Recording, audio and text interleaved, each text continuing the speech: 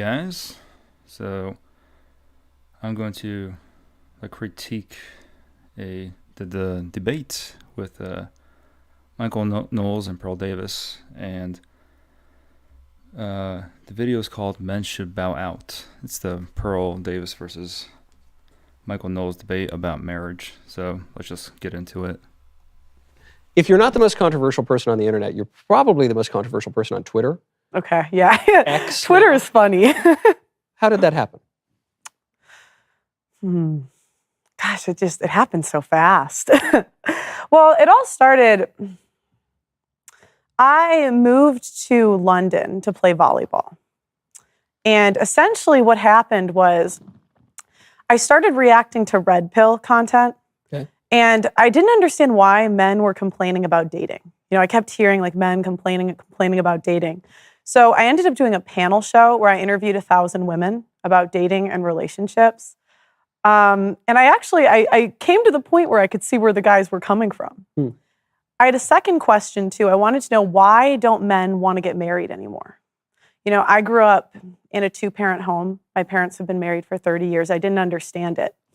And I came to find out that when men have children in this country, you know, In this country, meaning the U.S. in the United States, you know, they're not legally entitled to their children.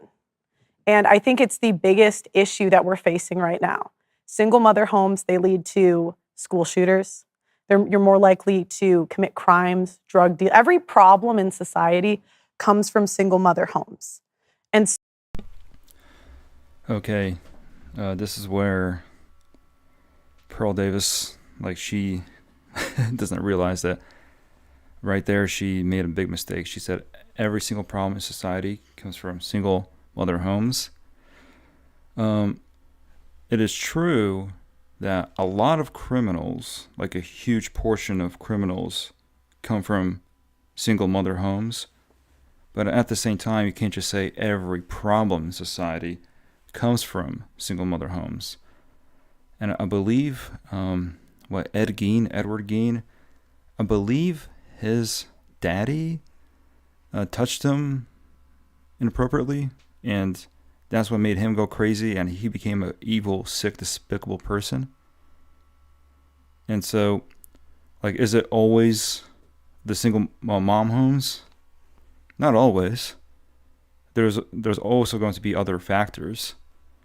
I mean, there's a lot of men who are not criminals, who are not crazy, and they grew up in single mother homes. I mean, there's a high proportion of criminals who probably are from single mother homes, but at the same time, you can't say every single mom home is the same. Once you do that, some sort of liberal scholar will basically emphasize that moment and be like, okay, you see this? Pearl Davis said every single motherhood home is bad. And that's correct. That liberal scholar will be correct in critiquing Pearl Davis, because she said every single home where there's a single mom, it's the problem for society. It's every single problem that we have in society is because of that. I mean, it's a contributing factor, but it's not the main reason. There's so many other factors. A big factor is sin. Pearl Davis does not like to mention spiritual stuff. She kind of does, but then for her the church is weak and does not really help men. That's according to Pearl Davis, but that's a different topic. So let's just keep watching. so, you know, what I found is that men are not getting married not because they don't want relationships, but because they fear divorce. And divorce rates, I guess it's not that divorce rates. Unfortunately, it's true. A lot of guys, especially so-called red pillars, they're afraid of getting married because they don't want to get divorced. And the family court system, it's pretty messed up. And a lot of times it does favor the women. And so she does have a point there. A lot of guys are afraid of that as well. But at the same time, there's also other contributing factors to divorce too, because what if you deserve a divorce? You know, like you can't just assume that you're going to be a good guy, a good innocent person. So, yeah, I'd say some of it is because of pride, some of it is because of cowardice and fear, and that's also not a manly attitude. That's not like an alpha male attitude. And also, the problem is we're having problems choosing women. Like a lot of guys, we make mistakes. We kind of think with our emotions, with our heart, but not with our brain. Like we don't use the brain right here. We just kind of use our heart, our emotions, and we just hope things work out. And kind of like Hollywood kind of just messed things up for us, where like we kind of are looking for the drama. And we may think that we're not looking for drama, but inside we're trying to find some sort of dramatic love life, the way Hollywood portrays it. And in reality, it's a nightmare. Especially for guys, especially when they date these over dramatic, evil women. And then they get married to them. Oh, those are horrible marriages. So I understand that like a lot of guys these days, they're afraid of divorce, and it's not just divorce. It's also just what will lead to the divorce, like all the stress, all the anger that will lead to that divorce.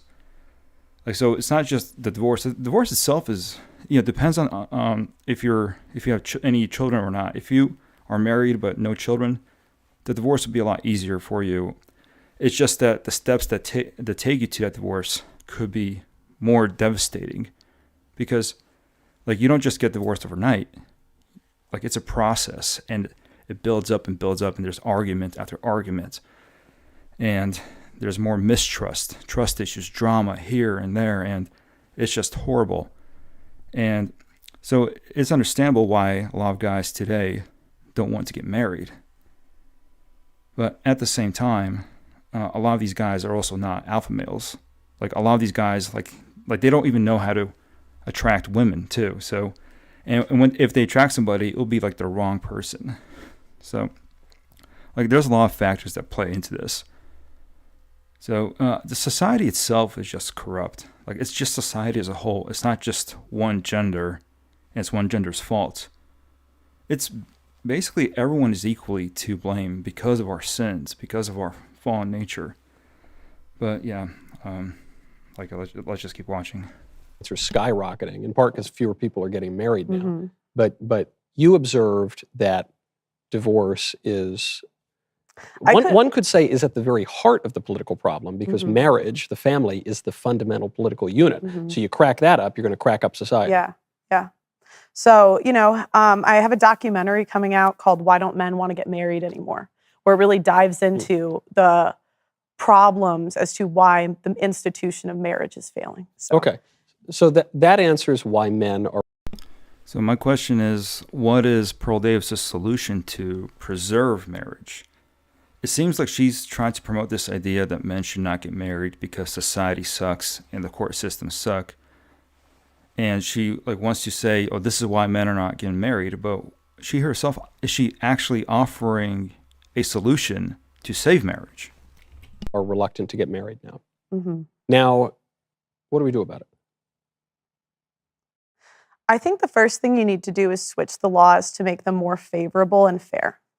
So, for example, the tender years doctrine, do you know what that is? The tender years? No. That assumes that the mother is the best one for the child under the age of 7. In some states, it extends to 16. Yeah. That's an openly sexist law. That's openly sexist. But what do you mean by And- sexist? Because, sometimes people say sexist, and Mhm. if they're referring to real misogyny or Mhm. something, I don't like that. But if they're saying men and women are different, I certainly Well, they do are. agree They with are. They are different, right? Yeah. But in child support, is they kind of do I gotcha. You did the right thing. You provided for your family. Why are you punished in child custody cases? that. You didn't do the right thing if you got divorced. Well, unfortunately, yeah, it's really hard for men these days. But at the same time, a lot of men, they'll complain about the court system not being fair, and they just won't go to court. I forgot who it was, but it was Anjay Dyer, and a female who's, a traditional Orthodox female. she said that like another problem is that a lot of men they believe that the system is against them, and so they just give up. Like they don't even go to court. Like they don't even challenge anything. Like they don't actually fight for their kids, and that's why a lot of times women do get like full custody, while the men who actually do take their time to fight in court have a higher chance of getting 50% custody. And also, I know of a few cases where men got 100% custody. I know it's anecdotal, but I mean, if two people that I know, like if it worked out for them, it worked out for other men as well. A guy that I know, he got 100% custody because he was able to prove that his ex was just a drug addict who did not care for the kids, and so he got 100% custody. He became like the single dad. Then a friend of mine, he caught his wife cheating on him with some dude in their bedroom, and like he basically like had all the evidence. He goes, "Oh, photo, boom." Like this will, this will definitely support his case in court, and it did, and he became a single dad, and he has 100% custody over his kid. So, like, there is a chance, despite the fact that the family court system does suck, and it does lean more towards women, but at the same time, it does not mean that, like, you should not just take a chance to fight, because you could actually have a 50% custody case. You could actually get 50% custody if you actually try to do something. So like that's probably that's definitely like another reason why a lot of men do not have any custody, because a lot of men just don't actually want to challenge the system. Like they feel like it's rigged, and it is basically rigged, but you still have a chance to fight. And if you fight, you can actually get 50% custody if you do something about it. But a lot of men, they just give up. But Pearl Davis is not as nuanced about this issue as some people think she is. She isn't. Right, but it's filed by women 70 to 80% of the time. It goes even higher, actually. It goes even. So Michael Knowles says divorce is just wrong, and Pearl Davis is saying, well, 70 to 80% of it is initiated by women. Here's a factor that needs to be considered. When you look at that 70 to 80%, do you really think a lot of women just get married and just randomly get divorced? I mean, sure, a lot of reasons could be just based on materialistic reasons. Maybe the husband's not making enough money, so she wants someone better, and she regrets being with that guy, or she's in love with someone else. Yeah, like cheating could be a factor, and that could be a reason for divorce. Also, regarding cheating, a lot of times it could be the men who are cheating, and a lot of women. What's interesting is that they know that their husband cheats on them. They know that their husband will kind of, screw around once in a while, but they hope that this is just like a temporary thing. Oh, it's like a guy thing. Okay, I get it. But then, eventually it just builds up over the years, and 10 years, 20 years later, 30 years later, they just divorce because they're wondering why am I wasting so many years of my life with this person who's cheating on me? And Pearl Davis actually talks about how women divorce after 20, 30 years without going into a deeper explanation as to what could be the reasons why. It's just that, women just initiate divorce first. A lot of times, yes, but a lot of the reasons can be dumb, or superficial, materialistic reasons. Some of the reasons could be legitimate. What if it's abuse? There are many women who endure abuse for 10, 20, 30 years. So, and then the cheating as well. And literally, a woman could wait so many years, hoping something will change in the husband, and they endure it. And then eventually they just kind of decide, you know what? I'm just going to go and get a divorce, get a lawyer, and that's it. So physical abuse could be a factor. It's not just this women just randomly divorce men. Some women do that. Some women do it for dumb reasons.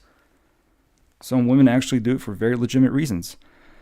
And a lot of women, they're very nurturing. They always have this hope that the guy they're with will change.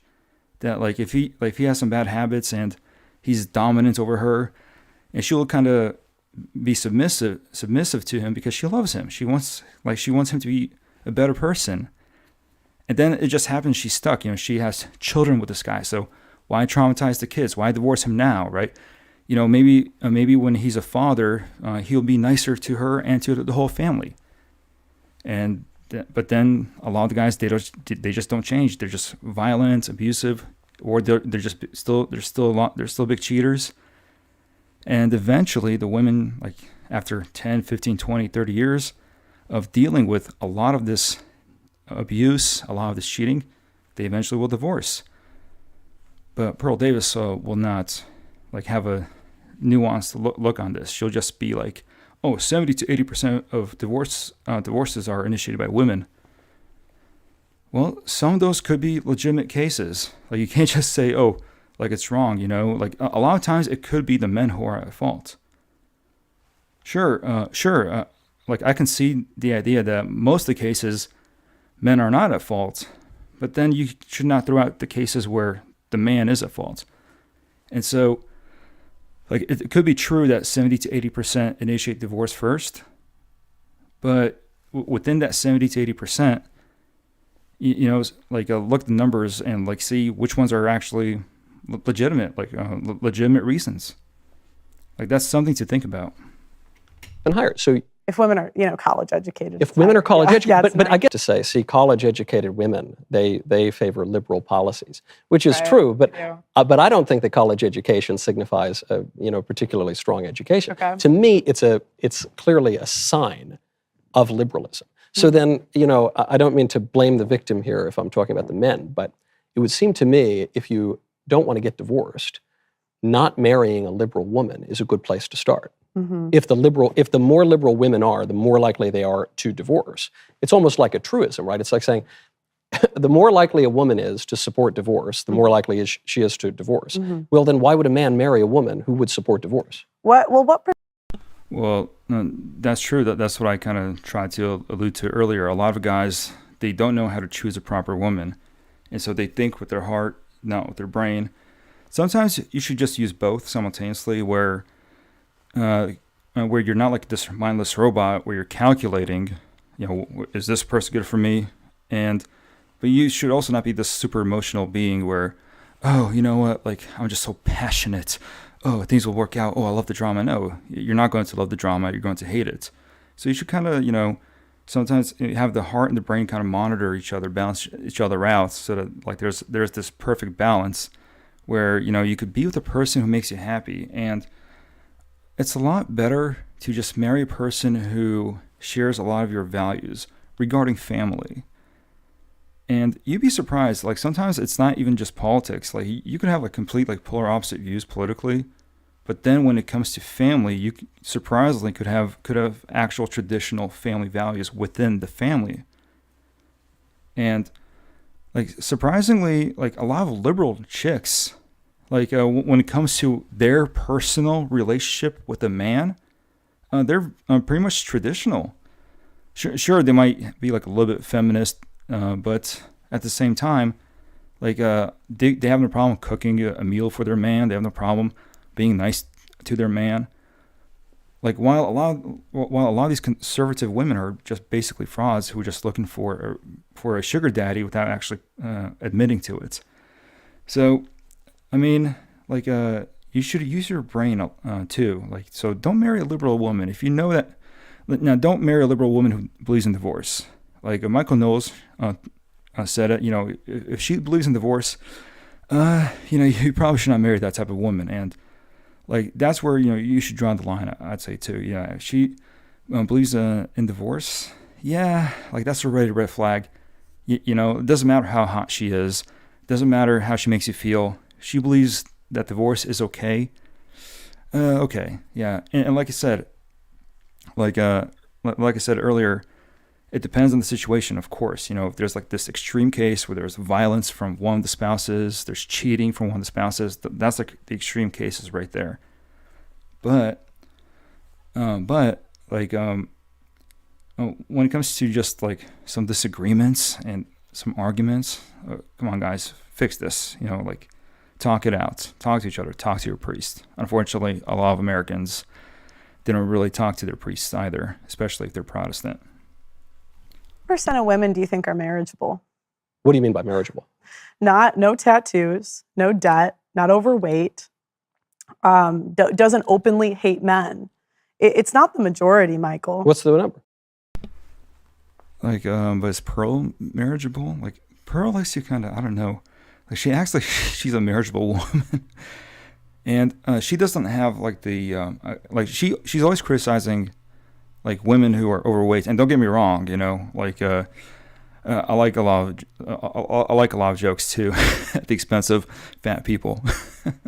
But at the same time, Pearl Davis does not have the perfect body. Like, there's photos of Pearl Davis on the internet in her bikini, and like that's not something a lot of guys want to look at. And so Pearl Davis is acting as if she's like not guilty of this.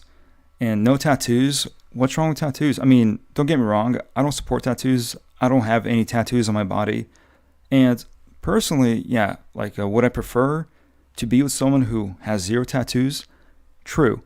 But at the same time, if the person that I'm with has some tattoos, like I know that's in their past. You know, we all make mistakes in our life. And honestly, there are many great women, conservative, traditional women who have a tattoo on their body. And sure, maybe when they got that tattoo, they were not conservative. They were not traditional. Okay, but now they are. Okay, like so like what makes a woman with tattoos not marriageable? If she cooks, cleans, like basically acts traditional. Okay, what makes her unmarriageable? Like Pearl Davis, she's not marriageable. She like literally, like who wants to marry Pearl Davis? Like no one in their right mind wants to marry Pearl Davis. But at the same time, you have girls who have tattoos, and like, what does she mean by overweight? Like, does she mean like morbidly obese, or some girl who's just a little bit chunky? Okay. Like personally, I have a preference. I'd be like, okay, like before the wedding, can we lose some weight together? You know, I'll be there for you. I'll be there to help you, right? But at the same time, Pearl Davis does not have the greatest looking body. So, like, who's Pearl Davis? No, like, who is she to talk about other women? Like, is Pearl Davis really marriageable? But by her own standards, by her own definition, look at her posture. Let's kind of go back right here. Just look at this posture. Look how she's sitting back. Like, she's like leaning back, and like she's not sitting, straight like a lady would. Like sit up. She's not sitting up like a lady would, and she's not being elegant. She's just relaxed. She's laying back. She's relaxed. And that is not like a ladylike posture right there. Yeah. Like if she wants to be elegant, she would sit up straight and kind of, have her chin up high, and, be very, like have her hands like in this position in front of her. And yeah, and look at that dress she's wearing. It's like above her knees. That's totally not trad. That's not traditional. That's not traditionalist. So, like, I don't know what Pearl Davis is talking about. Marriageable women, no tattoos, debt free. Okay. Like, overweight, and what does she mean by overweight? Like morbidly obese, or someone who's a little bit chunky? Like a friend of mine. He married a woman who's overweight, okay, and they seem to be happy. I mean, like that's what he likes. Fine, but again, that's his wife too. Like that's the person that chose to be with him. So, who would he rather be with? Some skinny thought who would make his life hell, or some girl who's a little bit overweight but she loves him and respects him and makes him happy as a man? I'm pretty sure he would choose that type of girl, and he did. And good for him. And so, like, so I understand, she's talking about morbidly obese, and like, and especially if they're morbidly obese and they are entitled, then yeah, like who wants to marry that type of woman? But if she's just a little chunky and she's a very nice person, like she's a good conservative traditional woman, and she does not hate men, well, okay, fine. I mean, that's not my preference, but I mean, that could be a preference for other men, and that's fine. So, yeah. 1,000. Yeah. I've interviewed Christian women. I've But, interviewed the thing Catholic is, women. so I saw that. And I've interviewed. Likely a woman is to support divorce, the more likely she is to divorce. Mm-hmm. Well, then why would a man marry a woman who would support divorce? What percent of women do you think are marriageable? What do you mean by marriageable? No tattoos, no debt, not overweight, doesn't openly hate men. It's not the majority, Michael. What's the number? These are confirmed by an actuary. It's less than 5%. Which actuary? Not- Like, what study is It's this? called "It's a World Without Men." It's It's a study, or it's a blog, or a book, or what is a world it's a without men? book. It's a book, and they go through the numbers that are confirmed by an actuary. So I saw that And- book. I saw and that book. but you know this, Michael, even in real life, you go on the Whatever podcast. Yeah, yeah. You go, I mean, you see Fresh and Fit Miami. It's Yeah. not like, and I've interviewed 1,000 women. 1,000. Yeah. I've interviewed Christian women. But, I've the interviewed thing Catholic women. So I saw that And book. So when Pearl Davis says she interviewed 1,000 women, she's talking about the whores that she interviewed. So I don't know if she actually interviewed 1,000 women, and maybe she did, but I guarantee you that 90% of those women were actual whores, like OnlyFans models, prawn stars, like escorts, and maybe 10% somewhat normal women. And she's claiming that those 1,000 hoes that she interviewed is somehow representative of all women. Think about this, right? Like if you're going to interview 1,000 escorts, 1,000 OnlyFans models, like 1,000 hoes, of course, you're going to get like the answers that you get. But those are not your average women. Your average woman's not an OnlyFans model. She's not an escort. She's not a prawn star. That's not your average woman. But she interviewed 1,000 women. Yeah, she interviewed a bunch of left-wing feminists, OnlyFans models, hoes, and a little bit of, like a small portion, a tiny portion of conservative women or Christian women. And some of those Christian women probably pushed back on her, on Pearl Davis's fake conservatism. And Dr. Sadia Khan, like she's not a feminist. Like she's not a crazy feminist.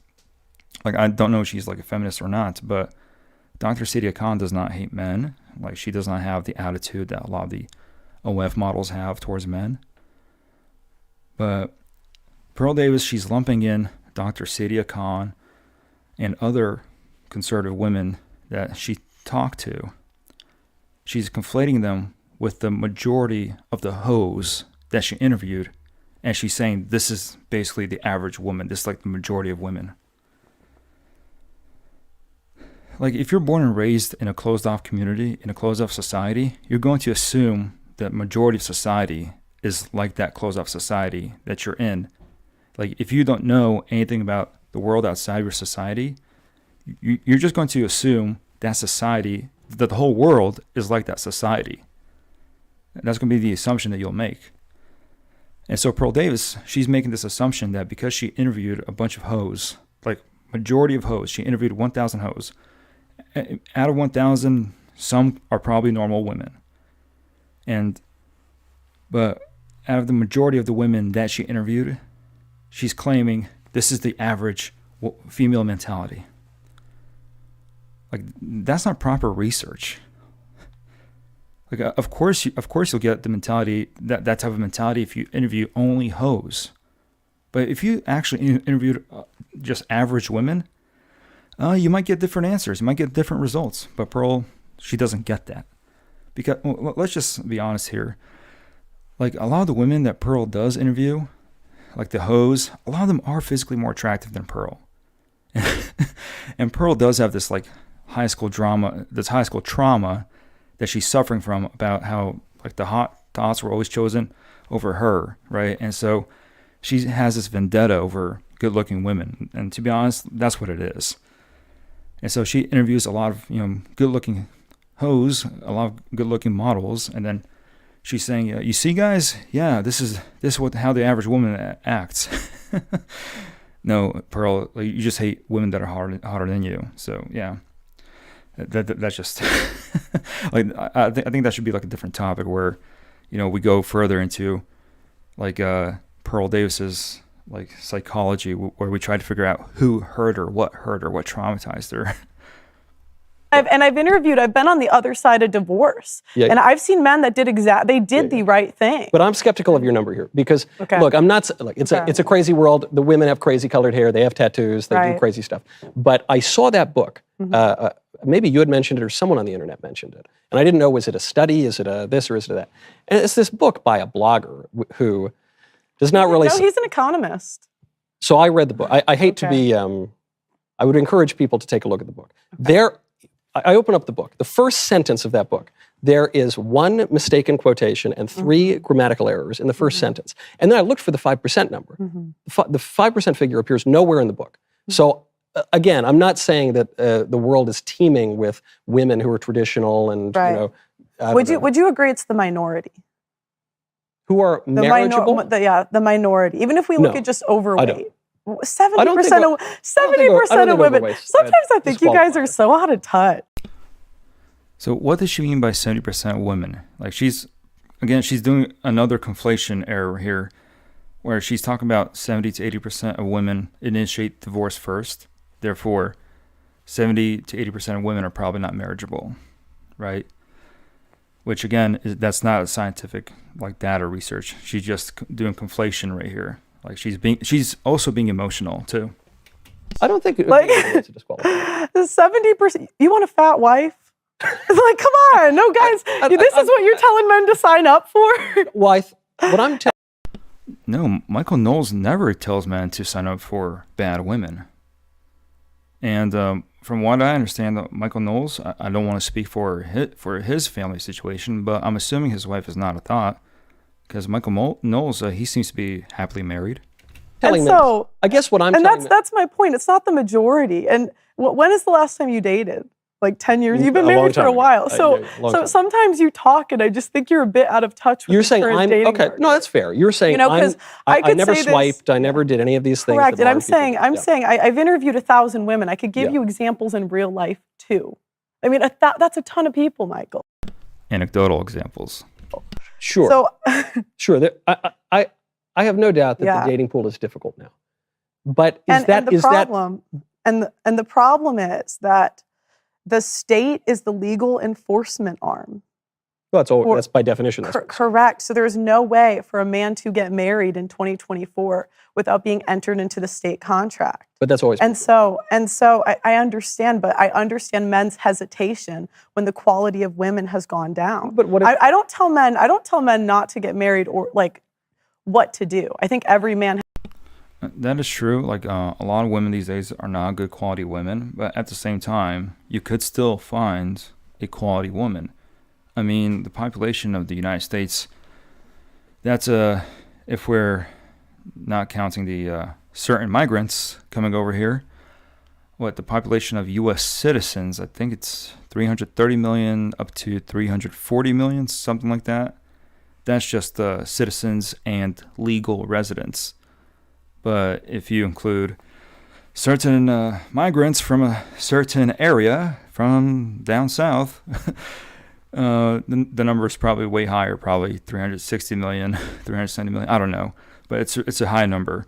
And with so many women in this country, I'm pretty sure you could find a lot of good women.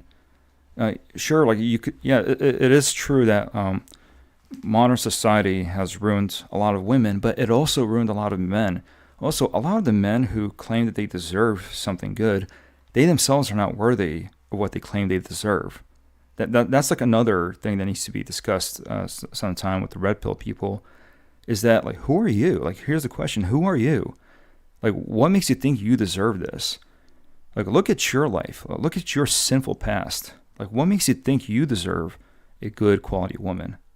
You know, like, why should you ruin her life? If she's willing to love you for who you are, then you better, figure out a way to repay her, pay her back, through loving her back properly, not just be like, yeah, obey me. I'm the boss now. Okay. That's it. Okay. You're not going to show any affection. You're not going to show any emotional support at all. Like, are you sure you're really husband material? Are you truly a leader? Like, you sound more like a man-child, like more of just a grown man-child who's demanding that you be respected. But look at your past. Look at your life. So, yeah. Okay. Now let's just keep watching this. Has to decide for themselves. But But I just want to say that, yes, the quality of women has gone down, but the quality of men has also gone down. And a lot of the men, a lot of the red pill men, like, their quality has gone down as well. Like, they think that they're high quality, but are they really? It's kind of like the obese fat chick who thinks she deserves a male model, right? So, like, a lot of these red pillars, they also kind of think that they deserve this female model on Instagram. I don't think you're going to win a lot of support, or I think you have to Yeah, well, Michael Knowles, he's in a happy marriage, and so he's saying that, like basically, don't just give up and say, oh, it's over. Like, you could do what I did. So if Michael Knowles is saying, if I could find a normal woman, so can you. understand the problem in order to come up with a solution. So you are telling men, at the very least, you're observing that it is not advisable today in 2024 to get married. I would say that every man has to pick for himself. Okay. But I think objectively, if me and you sign a contract and one of us is paid to leave, you would never sign that business deal. You would never sign it. I did, right? If If you're saying that's the state of marriage now, I did get married, therefore I did sign it. Okay, well, congratulations, but I think a lot of men are going to be hesitant to do that. And you're saying Yeah. it's rational for them to be hesitant. Yeah. Well, also, you should be hesitant if you're basically going to the nightclub and looking at all these horrible women. Like, what's interesting is that Myron, and Brian from the Whatever podcast. Now Myron, he does the other one, not the Red Pill, but it's just another Red Pill channel. But like Myron, like the host, like basically he lives in Miami, and like he's surrounded by a lot of thoughts. Miami's basically like thought central, right? Like, yeah, sure. If you're going to all those Miami nightclubs, yeah, you're definitely gonna be surrounded by a bunch of low quality women. But if you just go out of Miami and just go to the rural parts of Florida, or, well, I don't know about Florida, but just go to like any like normal town in America, or not just a rural town. You could go to like a small city, and you could still find a lot of good women, normal women who will not give you a hard time, who will, no pun intended, but like you'll find normal quality women. And the problem is a lot of these men, they're surrounded by low quality women themselves, and then they're complaining, oh, like, I don't want to marry this woman, but you're trying to sleep with this woman. That's your problem. So a lot of these guys, they're hesitant to get married to these horrible women who they sleep with. And so like and so they're also kind of part of the problem. They're contributing to this problem. So like a lot of women, they think, oh, that's all that men want. So they'll give what the men want. The men get what they want for like a while, but then they look at the women and be like, yeah, I don't want a woman who just suits me in the first day, not wife material. Why'd you offer to sleep with her, dude?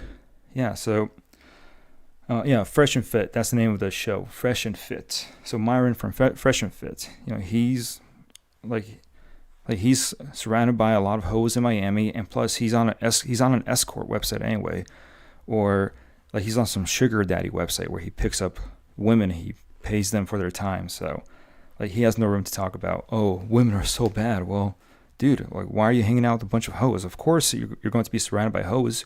You're going to experience bad women all the time. And to be honest, a lot of these men, they don't really want high tier women. They just want something to complain about and feel entitled. And unfortunately, the red pill has penetrated the Gen Z really hard, and millennials as well, like my generation. But a lot of this affects the Gen Z, and it might affect Generation Alpha if we don't change this right now. And unfortunately, we have evil psychopaths like Pearl Davis who are discouraging people from getting married. And it's a problem. It's an epidemic amongst millennials and Gen Z. So you're saying it's advisable, not advisable, but rational. Every man, like, okay, What's the difference? I'll give you an example. I'm not here. I think men have had enough of women telling them what to do. I'm not telling men to do anything. But I think your situation is going to be completely different than the average Joe making $45,000 a year. If your marriage goes south, you have the money to afford lawyers. I have the money, but I'm going to lose half my money. What? But do you think you're in the same position as the average man making $45,000 a year? The answer is no. No, but the answer is no. I don't think it's because of my money, though. You know what I think it's because? Well, look, when I got married, I didn't have. Well, Pearl Davis and the red pill community, they reject the notion of unconditional love. And so, yes, a lot of women these days, they're starting to become hoes and they're marrying in for money. That's true. But unconditional love also exists. And a lot of times, most of the time, if you're with a woman who's agreeing to marry you, and if she already knows you're not making much and she's still marrying you, it's definitely not because of your money. Like you have a higher percentage of knowing that, yes, you have a higher assurance of knowing that she is not marrying you just for the money. Especially if you're only making $45,000 a year, or if you're making $20,000 a year and she's still willing to marry you. Well, I mean, like it's probably not because of the money, and you're probably safe. Now, if you're in Michael Knowles' position, and I don't know how much Michael Knowles makes a year, but he works for Daily Wire. He probably makes $1 million a year. And if his and again, I don't want to speak about his family situation. Like, I don't want to speak for his wife or for him, but like he's saying it's not because of money. Maybe like his wife at the time did not know how much he made, and she married him out of love. Or maybe she just loves him regardless, even if he was a millionaire or not a millionaire. We don't know that, but yeah. So Pearl Davis, she kind of does have a point, but she kind of doesn't, because yeah, if you're like a poor guy, you married a woman and you get divorced, but at the same time, ask yourself what leads to that divorce. Is it you or is it really her? And also the family court systems, they could also look at how much you make. If you make nothing, are they really going to make you pay support? But then, especially if you have no children, well, what are you paying for? So, but yeah, if a woman marries you and you're making like $45,000 less than that, most likely she's not marrying you for the money. Now, of course, she could marry you for some other stupid, superficial reason. That could also be a factor, and then eventually you'll divorce anyway. Sure, but it's not always about the money. And unfortunately, Pearl Davis does not believe in unconditional love. She does not believe that two people can fall in love with each other because there is that true emotional and spiritual and mental and psychological connection. And Pearl Davis just does not want to believe that.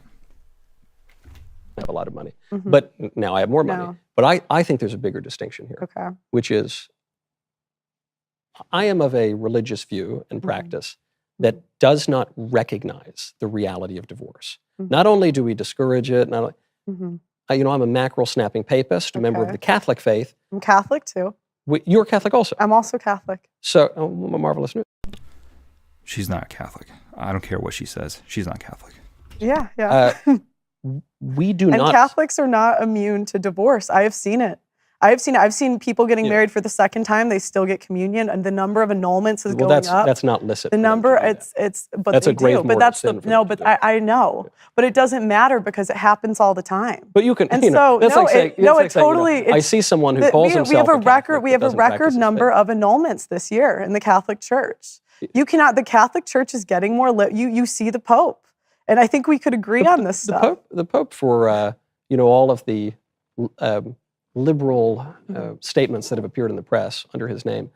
The Pope is generally pretty good on matters of sex and marriage. Okay, right here, I would like to kind of like emphasize that, like right here, Pearl Davis does have a huge point, and like if Michael Knowles was an Orthodox person, he would not have a problem dealing with this issue right here. And Pearl Davis is right. There's a huge number of annulments going up, and the thing is, Roman Catholics, they make fun of us Orthodox for allowing divorce, right? And the thing is, well, we tell Roman Catholics, but you guys allow divorces too. Roman Catholics say, oh, those are not divorces. Those are annulments. So an annulment basically says, oh, you were never married in the first place. So you're living in sin the entire time. Or I don't know how that works. Maybe whatever was considered sin is erased with the annulment. But yeah, you're just getting an annulment. So that's not really a divorce, Like in the Orthodox Church, after your third divorce, you're not getting married. Like you're not. Like no priest will marry you after that. It's over. It's done. Like after the third marriage, it's over. Boom. And historically, Roman Catholics in the medieval times, they gave out actual divorces too. Not annulments, but actual divorces. I think it was the Bishop of Canterbury in the pre-schism period. Like he issued divorces to people too. But here's the thing. Like as bad as divorce could sound, sometimes some people should not be together at all. Especially if it's a secular marriage. Like if you got married by the state, your marriage was not blessed by God anyway. I mean, is it really a marriage? And that's why it's best to get married by the church. But Pearl Davis has a point right here because she's pointing out to Michael Knowles, well, annulments are going up, and we all know annulments are actual divorces. Just Roman Catholics are pretending they're not. And Michael Knowles, it's not easy for him because he's a Roman Catholic. And the problem with Roman Catholics is that they think that they have this supreme system where they have to support the office of the Pope the entire time. But if that office becomes corrupted, if it becomes corrupted with sin and all sorts of evils, well then it could just infect the church, right? That is why we have multiple patriarchates, because that's another way to combat heresy. If the Moscow Patriarchate goes into heresy, well, I could always switch back to the Serbian Patriarchate. I could always switch to the OCA. I could always switch to the Bulgarian Patriarchate, whatever. Right? we have this protection mechanism. And on top of that, historically, if one patriarchate went to heresy, it will be temporary. Then they go back to being normal again. They stop being heretics. Do you guys know the history of the Arian heresy? And there was a time where the Roman Church actually stood up against Arianism, and then with the Roman Church standing up to Arianism, the rest of the patriarchates, they also kind of clean house and get rid of the Arian heretics.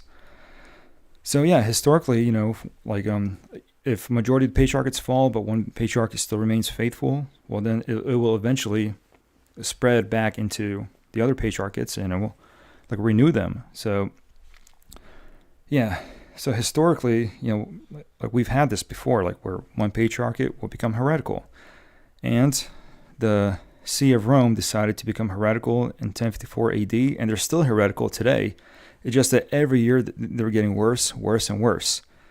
And then, and now today, like these days, you have the Pope blessing Skittles and marriages, and people like Michael Knowles have to cope and seethe.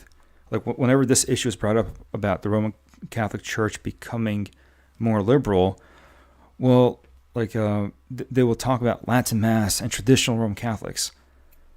Okay, but you're in defiance of the Pope. The Pope is basically the authority, and you guys keep bashing us Orthodox Christians for not obeying the Pope.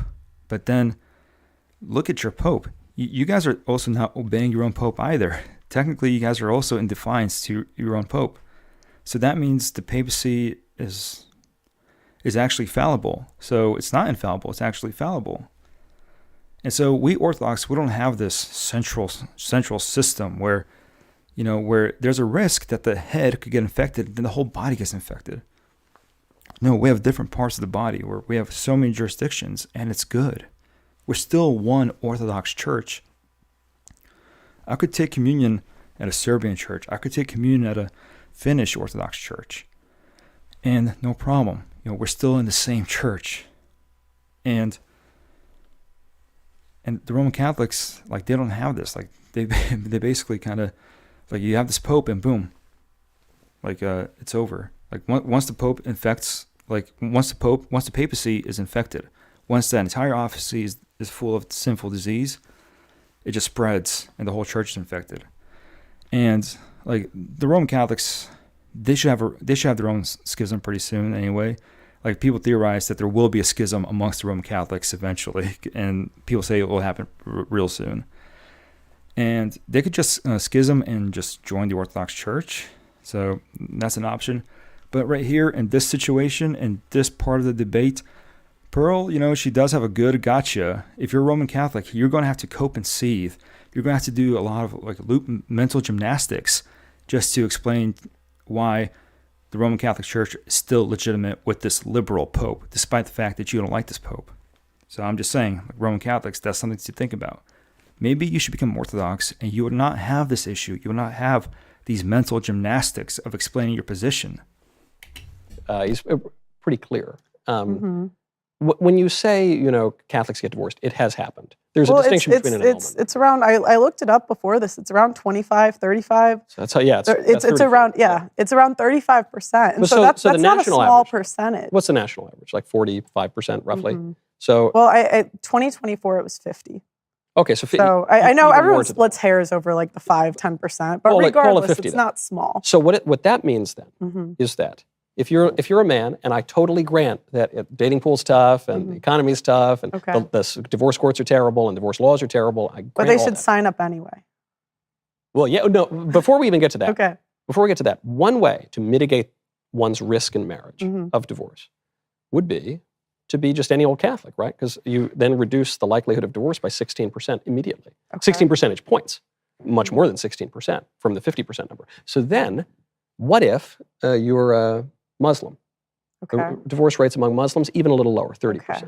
Divorce rates among Orthodox Jews, 30, as low. There's a lot of different kinds of Jews, but it goes down to as low as 10. And then you get down to a little more of the old school Catholics, which is kind of how I practice. There aren't great numbers on it. Do you go to Latin Mass? Traditional Latin Mass, the like. Yeah, that's a lot of patience. It's but frankly, I find it. No, it's good. It's good. Latin Mass is a little better. It seems like it goes faster than the shorter. No, it's a little bit better in the Latin Mass. I'd agree. But when it comes to divorce, the numbers are a little sparse here. It's like 5 to maybe 10%. But the problem is with most of those stats.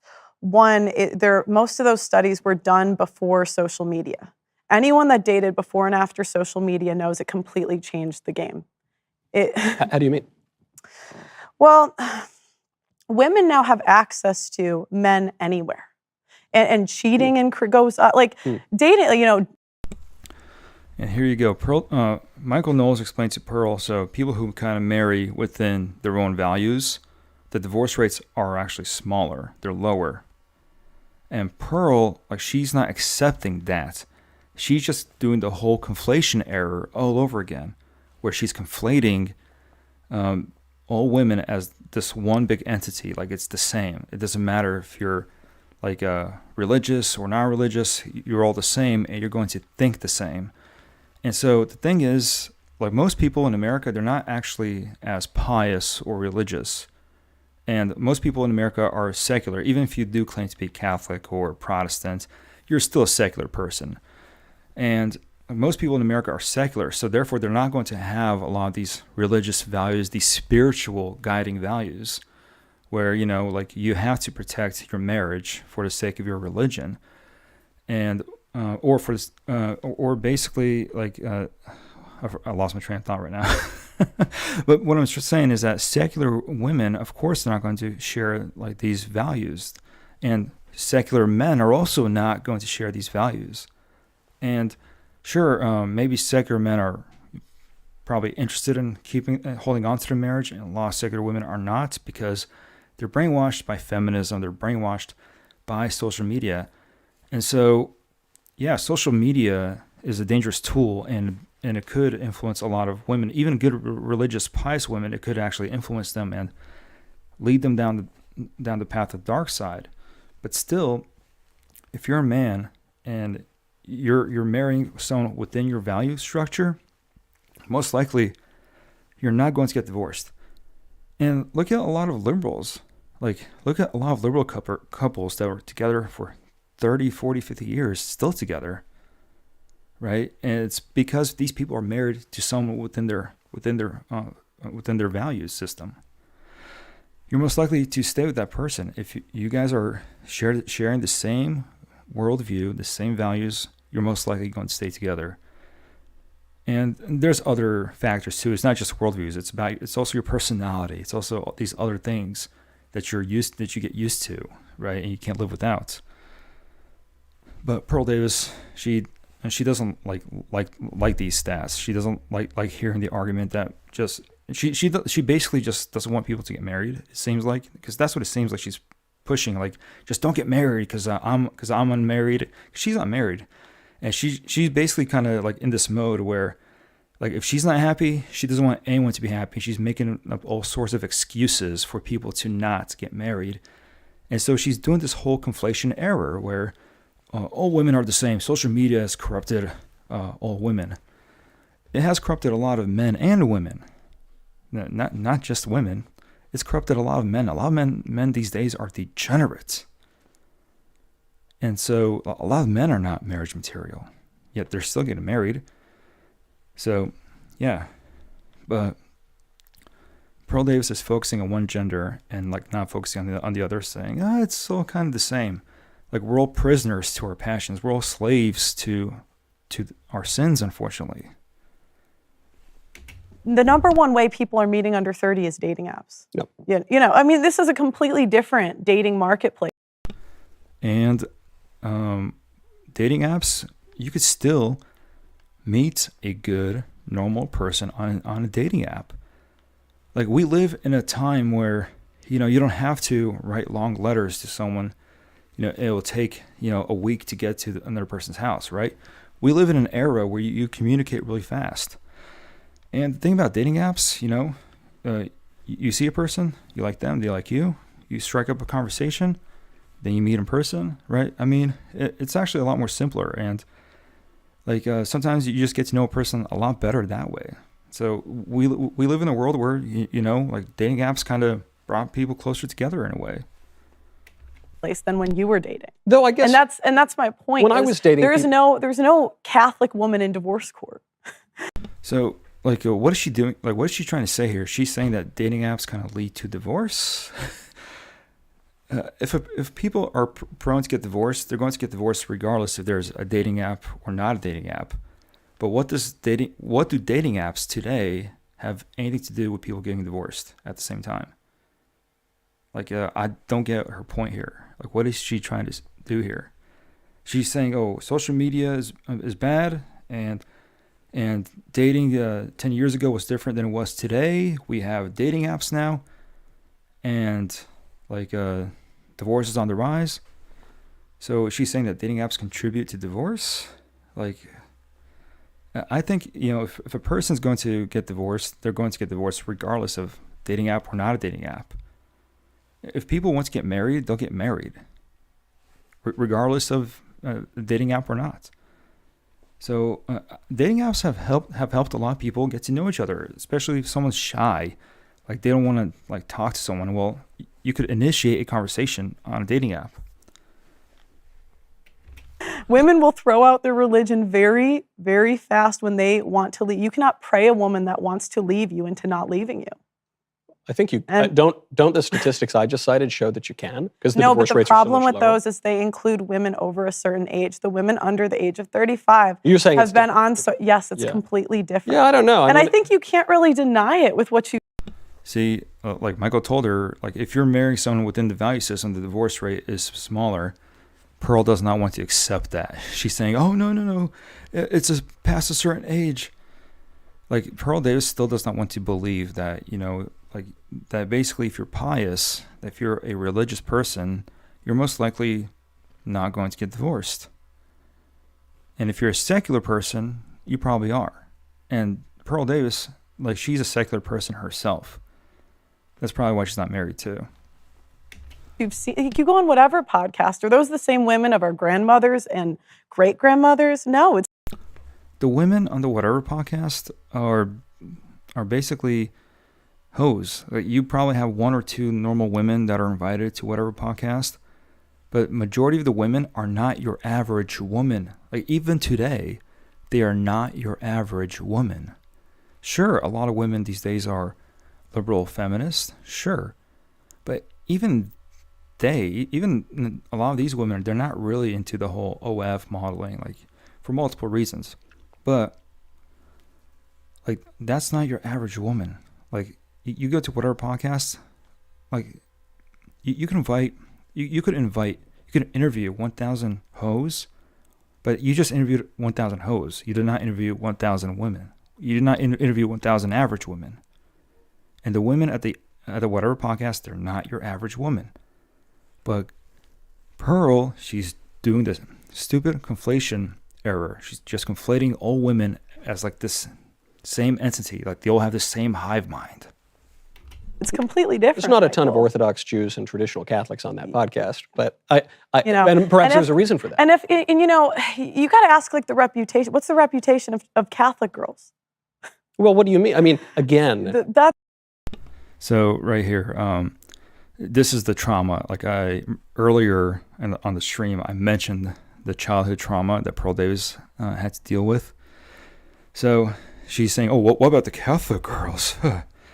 She's just complaining that when she was a teenager, some Catholic girls and some Catholic guys, they probably did something before marriage. And the thing is, she was not chosen to do that exact thing before marriage as well. And then whenever like the Catholic bishops would try to set the young people up together so that they may eventually marry each other when they're older, none of the guys would pick Pearl. They would always pick the like the hotter looking chicks, right? And so sure, like those chicks probably done something before marriage. But what's interesting is that Pearl, she's not blaming the guys who also could have initiated, the act. She's not blaming the guys. She's blaming the women that are more attractive than her. And so she keeps bringing up this, like once in a while, she'll kind of throw out, "Oh, Catholic girls. And it's just a childhood trauma that she has. She's traumatized that she was never chosen by other dudes. She's still bitter about the fact that when she was a teenager, the dudes in Catholic school never wanted her. And that's what it is, right? And so she just has to bring up, well, what about Catholic girls? They're all bad. Yeah, you're just angry that in Catholic school, the guys preferred better looking women. That's it. That's all it is. And she just kind of slightly brings it up. Well, what about the Catholic girls? that's my point. My point is they have if there was an abundance of wives in church, Michael, the men would be lining up to go. but they do. Men The- There is an abundance, like there's a lot of single women in the Orthodox Church, I kind of hate it when a lot of Ortho bros, especially when they watch content like this, Pearl Davis content, and then they'll kind of project this content into some Orthodox chat or some Orthodox forums, and they'll complain about women as well. Oh, dude, like there are so many Orthodox churches in America you could visit. You know, maybe your parish doesn't have women who are available for marriage. Okay, visit the other nearest parish. Go on Facebook. Like there are Facebook groups for Orthodox singles, and you could always meet a great Orthodox person. So, yeah, there are plenty of good pious women available, especially in a country where the population's 330 million, 350 million, something like that. So yeah, like Pearl Davis is just kind of like speaking based on emotion. She's not speaking based on facts. Traditional churches. Men are leaving the church under the age of 35. Young men, you know, church participation is going down altogether, but young men are leaving the church. And you're talking about Protestant church participation because Protestantism is infected by liberalism. Protestantism is liberal by itself, but more and more people in general, men and women, they're leaving the church because of whatever reasons, the Protestant churches. Like this is mostly a Protestant issue. It's because the Protestants themselves are not really, like they don't have like any backbone anymore. They're not really standing up for what they believe is right. And a lot of them, they don't have the answers that a lot of young men are seeking, like scientific answers, other spiritual answers. And a lot of men are becoming atheists and so forth. So yeah, this is a Protestant issue. Like, and Pearl Davis, she's not specifying which church. She's not specifying what church is this. And I guarantee you it's most likely a Protestant issue, not a Roman Catholic issue and not an Orthodox Christian issue. It's a Protestant problem. What about the traditional parishes? The traditional parishes, they're exploding, and it's all young people. I mean, the median age is like 22 in these parishes, and it's largely young men. So I totally agree. Right. And yes, Michael Knowles is right. A lot of young men on social media, they're also searching for something traditional, and they'll either find some traditional Catholic parishes or they will look for Orthodox parishes. And sure, I'll agree that like a lot of young men who join like the Orthodox Church, they're kind of joining it for the wrong reasons. Like they'll think they'll find some sort of big red pill community in the church, but it's not what it is, right? Or they'll think some sort of radical, super fascistic right wing. No, the church is beyond that. You know, the church is like about your spiritual life to guide you spiritually, and so you may become one with Christ. The church is more than your politics. It's not limited to your little tiny worldview on politics and dating, all that stuff. No, the church is beyond all of that. And unfortunately, a lot of young men, like they'll try to convert for the wrong reasons. You know, they want to convert for some sort of red pill, trad LARP reasons. Of course, God can use those reasons to eventually transform the person, and they will start to kind of be more focused on the church. But I'm saying that like it could also be dangerous spiritually for a lot of young men to convert for simply these reasons, because they want to find a nice trad woman. Those could also be dangerous reasons, because you might not find a trad woman in your parish, and then I don't know, you might just leave and try the Roman Catholics, or you might leave and just give up on life and become a red pill degenerate. So yeah, but Michael Knowles, he's right. Yeah, the traditional communities are actually rising up. So yeah, like Pearl Davis mentioned, the church is going down, but she's not specifying that this could be the Protestants, and the Protestant numbers, they are going down. In general, Protestantism as a whole is just going down. I think Protestants are no longer even the majority of the population anymore. Like most Americans are not even Christians anymore. Grant you that a lot of modern religion has become quite effeminate and has driven men away. Right, but I'm saying the Catholic Church is not exempt. It's absolutely not exempt. I've seen a lot of the same trends in the Catholic Church. I guess my confusion is, though, regarding Roman Catholics, she's not completely wrong here. So yeah, if you're a Roman Catholic, you're going to have to go through a lot of loopholes, a lot of mental gymnastics to kind of explain why the Roman Catholic Church could still be traditional. You bring up these statistics, and so then we acknowledge the statistics that show that if one gets married assuming that divorce is not a sacramental reality, that the likelihood of divorce goes way down. But then when we say that, you instantly say, well, actually now the statistics aren't worth anything because young people are different. Wait, say that again. Sorry. So Wait. we agree Yeah. that So what Michael Knowles is saying is that marriage, when marriage is treated like a sacrament, the divorce rates are lower. But when it's not a sacrament, when it's just a contract, the chances of divorce are a lot higher, basically. So yes, secular people are like, they don't have these restraints. They don't have the spiritual guidance. They don't have these spiritual restraints to kind of let them stop and think. They don't have this. They don't have a priest that they could talk to. Well, they do have a priest, like the psychologist, who will probably tell them to get divorced, right? That female feminist psychologist, that occult feminist priestess. Sure, like that's who they go to, that therapist. Yeah, I guess that's the secular priest, but they'll initiate divorce like it's no problem because their therapist told them it's about you. Think about yourself, get divorced, right? So yeah, but the secular folks, that's their priesthood, is the therapist, the psychologist, the so-called marriage counselor. That's their priesthood. And so in reality, it's not true spirituality. It's not religious at all. Like, they're all secular. And their divorce rates will be higher. But if you are a traditional person, a religious traditional person, and you have some sort of spiritual, some spiritual life, like that spirituality will kind of restrain you from making rash decisions.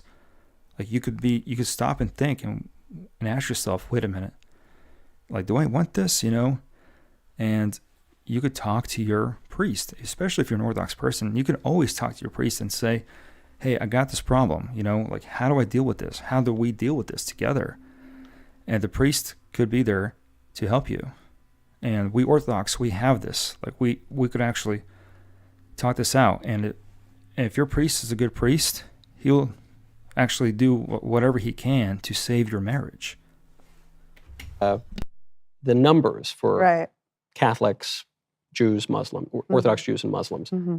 divorce numbers are way lower. Mm-hmm. And you acknowledge those statistics, but then you say, No, but I those don't. No, I don't. You don't? because- Okay, all right. No, because most of those include women over a certain age. Right, you're saying the young people, it's it's totally different. time, Michael. So what is- And that's Again, Pearl Davis is in denial. She's trying to say that older women who are religious will not divorce, but younger women who are religious will divorce. Maybe, but still, the chances are still higher. Pearl does not want to accept that because she just wants to be correct. She just wants men and women to not get married. Like, that's what she's fighting for right now. She's not openly admitting it, but I could just tell by her arguments, like, deep down inside, her goal is to make sure that everyone is miserable like her. It's the same thing. Like, the time my parents got married in is completely different. So than what the time changed? today. Other than now they have, so they meet on apps rather than at bars, and that's the big change? That's why we can't believe the statistics anymore? Well, the average marriage is 7 years. Well, exactly. Like, I brought this up like a couple minutes ago. He's asking her, wait, so people meet on apps instead of bars? Like, that somehow affects the divorce rate? It's ridiculous. Years now, Michael. Right, but we've had divorce, expanded divorce for a long time. We've had no-fault divorce in America since 1969. So, I acknowledge these are, by historical standards, relatively novel, but we're still talking like 50 years, right? Mhm. More than 50 years. I don't, I just think a lot of times I hear you guys' advice to go to church and find. This is where she got schooled. Right here. Michael Knowles got her. Because she kept insisting, people meet on dating apps, and young people, they're different than older people, and we meet on dating apps, and somehow that affects divorce. And Michael just said, well, like, we've always had like huge divorce numbers, no fault divorce, and it did not matter whether people met on dating apps or bars, right? And he just told her, like, and this is like this brand new, it's all brand new too. It's like 50 years, so boom, she has nothing to say. She goes, I think now she's attacking religious people. and find a good woman. And I don't necessarily think it's bad advice in general. But again, I think that times have changed. And She's in denial. She just doesn't want to accept the fact that it's like, basically, it doesn't matter where you meet your woman. You can meet her. Well, if you're meeting a religious, pious woman, would you actually find her at a bar? But yeah, you might find her on a dating app. And she's just in denial that women who are religious, regardless of what era they live in, they're less likely to be interested in getting a divorce, especially if their husband is religious and pious like them. So people with the same values, people with the same values, they'll less likely divorce each other. They have the same idea. They found a partner who they could share their life with, who will actually agree with their worldview. And why would they divorce them? And Pearl is in denial. Sure, like, social media could affect modern religious people to an extent, but at the same time, Michael Knowles acknowledged that at the same time, traditionalism is on the rise with men who are the age of 22. The same thing applies to a lot of women in that age range as well. But Pearl is in denial. So Michael just schooled her, saying, okay, well, it doesn't matter whether or not men met women at a bar 10 years ago or on a dating app right now. We've always had divorce. We've always had no-fault divorce. And Pearl just had none to say. So now she's saying, oh, well, you religious folks just don't live in reality. You guys don't understand. I think a lot of times you guys are a bit out of touch with what the average man is going through in this country. Well, what do you mean by the average man, I guess? Men come in all shapes and sizes. Well, the average man is marrying the wrong woman. That's also a problem, too. Like, a lot of the average men, they're seeking the wrong women. And also, a lot of the women are seeking the wrong men. So it's secular people finding each other and then wondering why they're so miserable. Because, like, they have nothing else in common. Like, they have nothing else to share. Like, they don't have God in their lives to fill the void that they're looking for. Secular people, they're looking for excitement all the time. They're looking for something new all the time. But they don't want to basically come together and serve God together, so God may be in their lives, to change their lives, to transform their lives. They're not interested in that. And so, yeah, like, men, women, like, we're all having problems here. Like, especially if you're secular. If you're secular, you're definitely having a lot of these problems. So, acknowledging the fears of the modern... Do you think men have valid fears in getting married? Do you think any of it's valid, or do you think they're making it up? Yeah, I think that marriage entails risk. Okay. But there are ways to mitigate risk. There are and it's ways, a natural institution. Correct. There are ways to mitigate. Yes, I agree. Yes, it's a risk, and a lot of men do have valid fears. Like, I don't think Michael Knowles is invalidating those fears. I'm not invalidating those fears. Those fears are real, true. But as Michael said, it's a risk. And if you're truly a man, if you think you're an alpha male, well, you take risks. You take a risk, and then you deal with that risk. Just saying, if you're an alpha male or red pillar, well, take that big risk. Be that alpha you claim that you are, and take the risk. Get married. Mitigate risk. Yeah. But, like, because I don't know, when you talk about this stuff, you guys are just, sorry, I don't mean to say you guys, but. Please, Sorry. generalize, it's okay. But sometimes I'm just like, how do you not see where the men are coming from? I've talked to men that did the exact same thing, that they took you guys' advice to a T. What's our advice? Our advice is just to marry. I've seen married. A lot of stuff from the Daily Wire. Yeah. Okay, might be you, might be other guys that say get married young, right? Yeah, it's good. To sign up.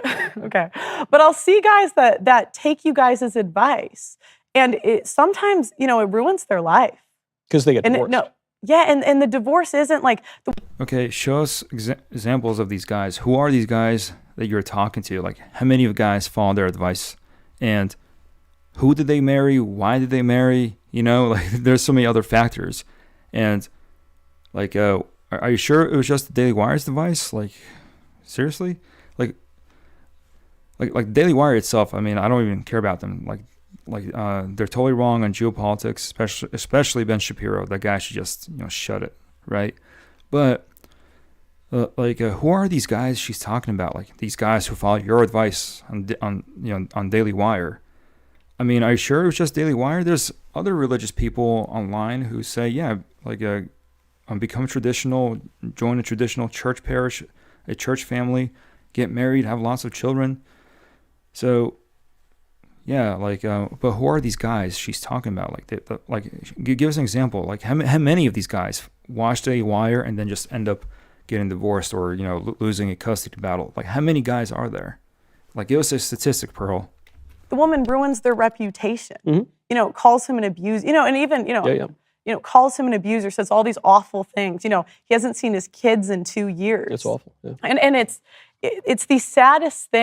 So is it just one guy? So one guy followed the advice of Daily Wire to get married, and then he gets married to a bad woman who he knocks up. She ruins his reputation, and somehow, that's Daily Wire's fault. As much as I dislike Daily Wire, I mean, in this particular situation, I mean, is it really Daily Wire's fault? Maybe the guy's fault as well. So, just saying. When you see a man that's going through a divorce. So what's the alternative, though? Because I totally agree with you about the risk and the pitfalls of modern marriage. Well, I think that the laws need to change first, because regardless of what I say, before people get married? Well, it's not about what I say. It's about what people will do. You guys have been preaching marriage for a decade. Men aren't signing up.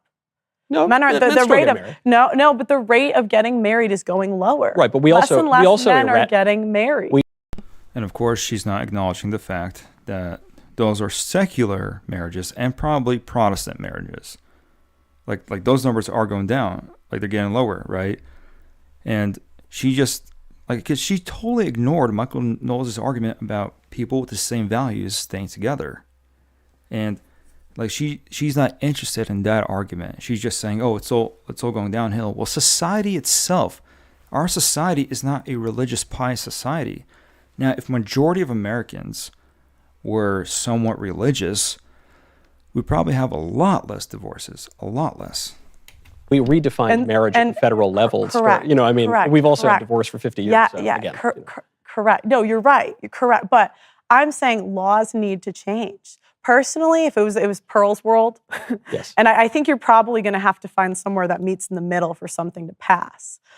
I definitely don't want to speak Pearl's world, because according to Pearl, she would probably make laws where, if she was the queen, and she would make laws where it would be illegal for men to get married to a woman who has a tattoo, to a woman who is slightly overweight, and she'll probably just kind of say, yeah, complete freedom to men and no freedom to women.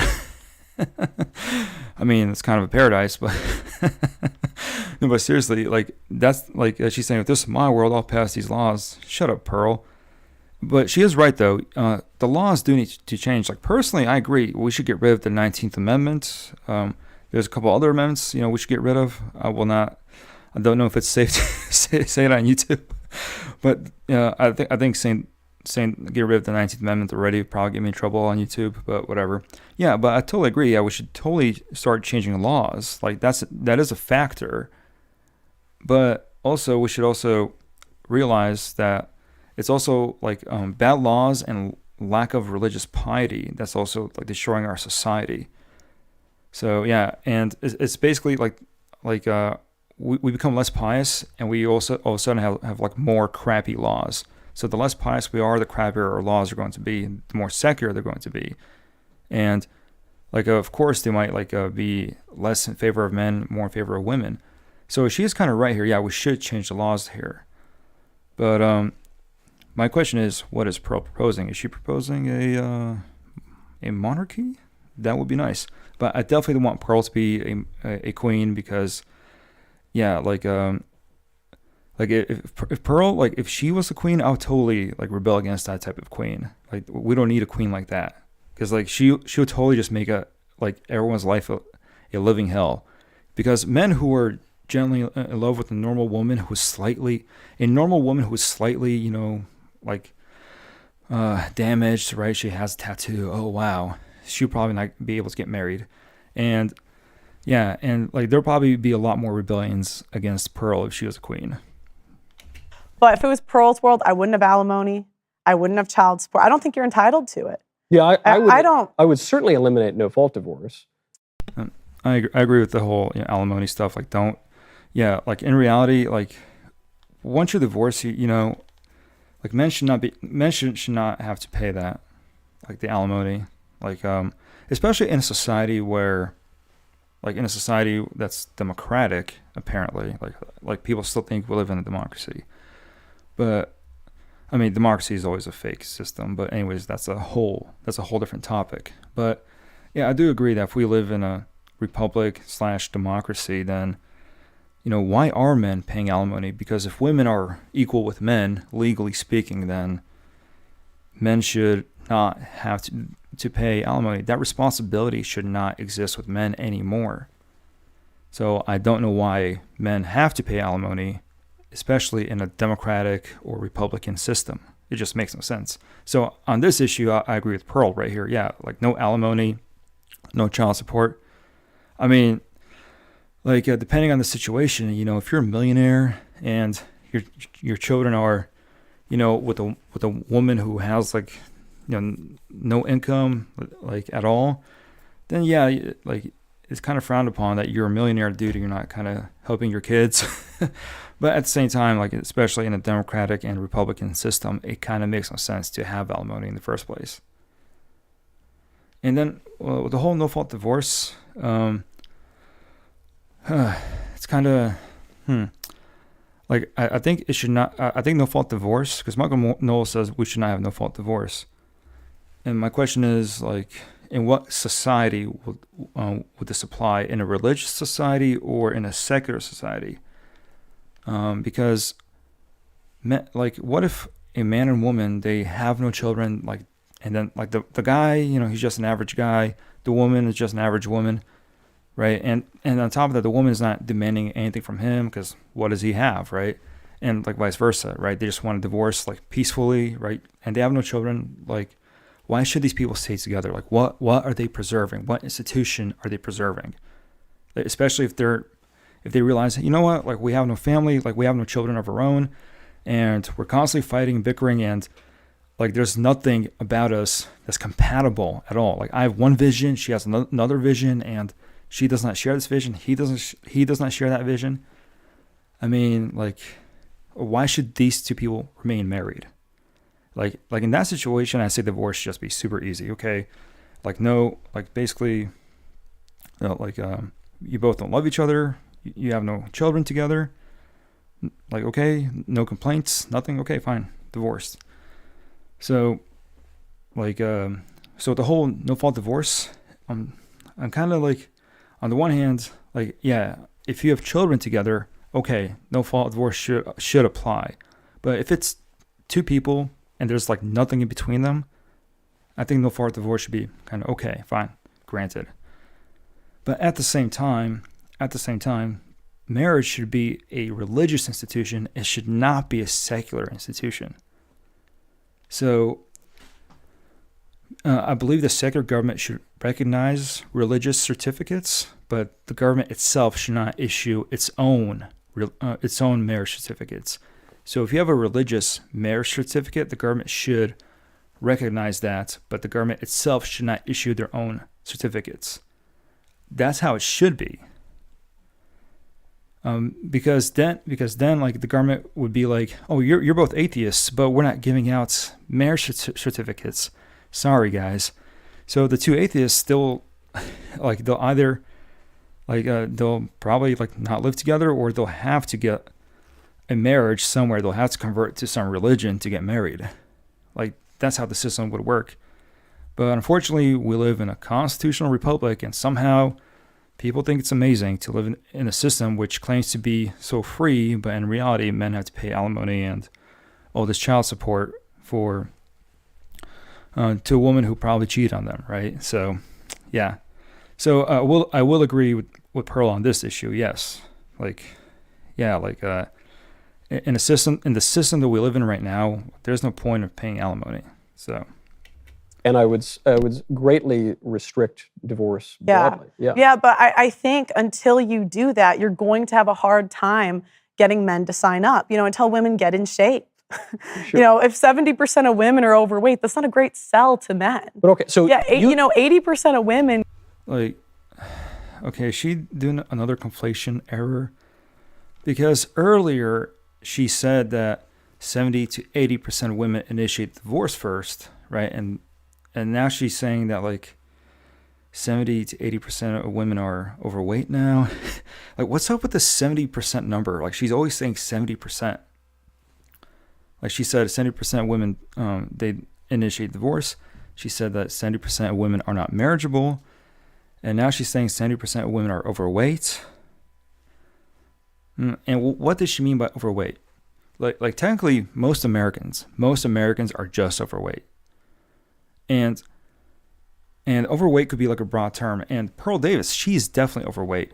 Like she could be a lot skinnier than what she is right now. So why did the women have to be in shape? Why just them? Like, shouldn't men also be in shape? Like, I look at some people's wedding photos and I'm thinking, okay, the bride looks nice, but then you look at the groom and it's just, dude, what is wrong with you, dude? Dang, like, you could totally, lose 20, 30 pounds, especially if you love your wife, man. Dang. Or like, I know it's disgusting to see like extremely morbidly obese people, especially when they're getting married, and you're like, ugh. Like, yeah, I get it. Like, aesthetically, it does not look pleasing, but at the same time, if they're both normal people who are not entitled, they're just normal people, and sure, they have some weight issues. Okay, well, that's totally fine. Okay, but Pearl Davis, she's just assuming that any woman who's slightly overweight is somehow automatically entitled, therefore should not get married. Blah blah blah. So, like, what does she mean by getting in shape? Like 5 pounds overweight? Like what is overweight in her eyes? Like 5 pounds overweight, 10 pounds? Yeah, come on. Gain 20 pounds in the first 5 years of marriage. Sure. Yeah, that's no good. They should stay fit. That's That'd be you nice. should stay fit. Well, right? no, they should gain a lot of weight to have children. They should gain so much weight because they're having children. But this is my point. You're not going to appeal to men by shaming them into marriage. I'm not shaming anyone. I'm just recommending. But I've heard because you it's a guys say natural things institution. like you're not like a real man if you don't get married. I've heard this from the that's TradCon camp. That's not exactly true because Okay, some men go are ahead. called to religious life. Some men are called to celibacy. Right. But the okay. ones who are not are called to marriage. Not merely because it's sort of fun, though it's fun, but because it's a natural institution. Because men have certain ends. We have certain goals, right? So one of them would be we want to have children. This is not just a preference, de gustibus non disputandum est. This is an aspect of the natural But law. don't you think they should follow their purpose in God first? That is part of their purpose. Okay. No, I don't think so. That's what do you mean? I don't think men's purpose is women. I think men's purpose having is, children certainly is would be part well, of it. why? Well, Why is Okay, Pearl, what is men's purpose? Okay, if you're not called to marriage and you're called to celibacy, to be a monk, that's your call as a man. But if you're not capable of being a monk, well, then get married so you won't fall into sin. Like, seriously, like, I mean, that should not be the only reason why you're getting married, but one of the many purposes of marriage is to avoid sin, is to like do the hoo-ha stuff with that before marriage or outside of marriage, right? Like, your marriage is supposed to kind of help you fight that, and like marriage is where you take care of business with your spouse, and of course you procreate and you have a big family after that. Yeah, and God told Adam and Eve to reproduce and multiply. So yeah, like of course, men's purpose in life is not just women. It depends on the man. But if a man he wants to have a family, well, how does a man have a family? Well, he needs a woman to create a family, right? So, how else will you have a family? Is that their purpose? Even the Apostle Paul said it's better to be alone, or not the Apostle Paul, but it's even Apostle in Paul was celibate, yeah. but Yes, Saint Paul the Apostle, he basically, like I said, he preferred people to be celibate like him, so they could spread the gospel a lot quicker instead of being tied down with family. But the Apostle Paul did say, if you're not, like if that's not your calling, get married, so you won't fall into sin. And like I'm like paraphrasing / misquoting the Apostle Paul, but like, not trying to completely misquote him, but I'm trying to paraphrase what he's saying. The Saint Apostle Paul, he did say that he prefers people to be celibate like him, but if you can't do it, then like, okay, fine, stay married or get married, right? He says like, don't fall into sin, because it's better to get married, especially if you're passionate. It's better to get married than to become sinful. So yeah, and Pearl, she's saying, oh, well, the Apostle Paul, said that he wishes people were celibate.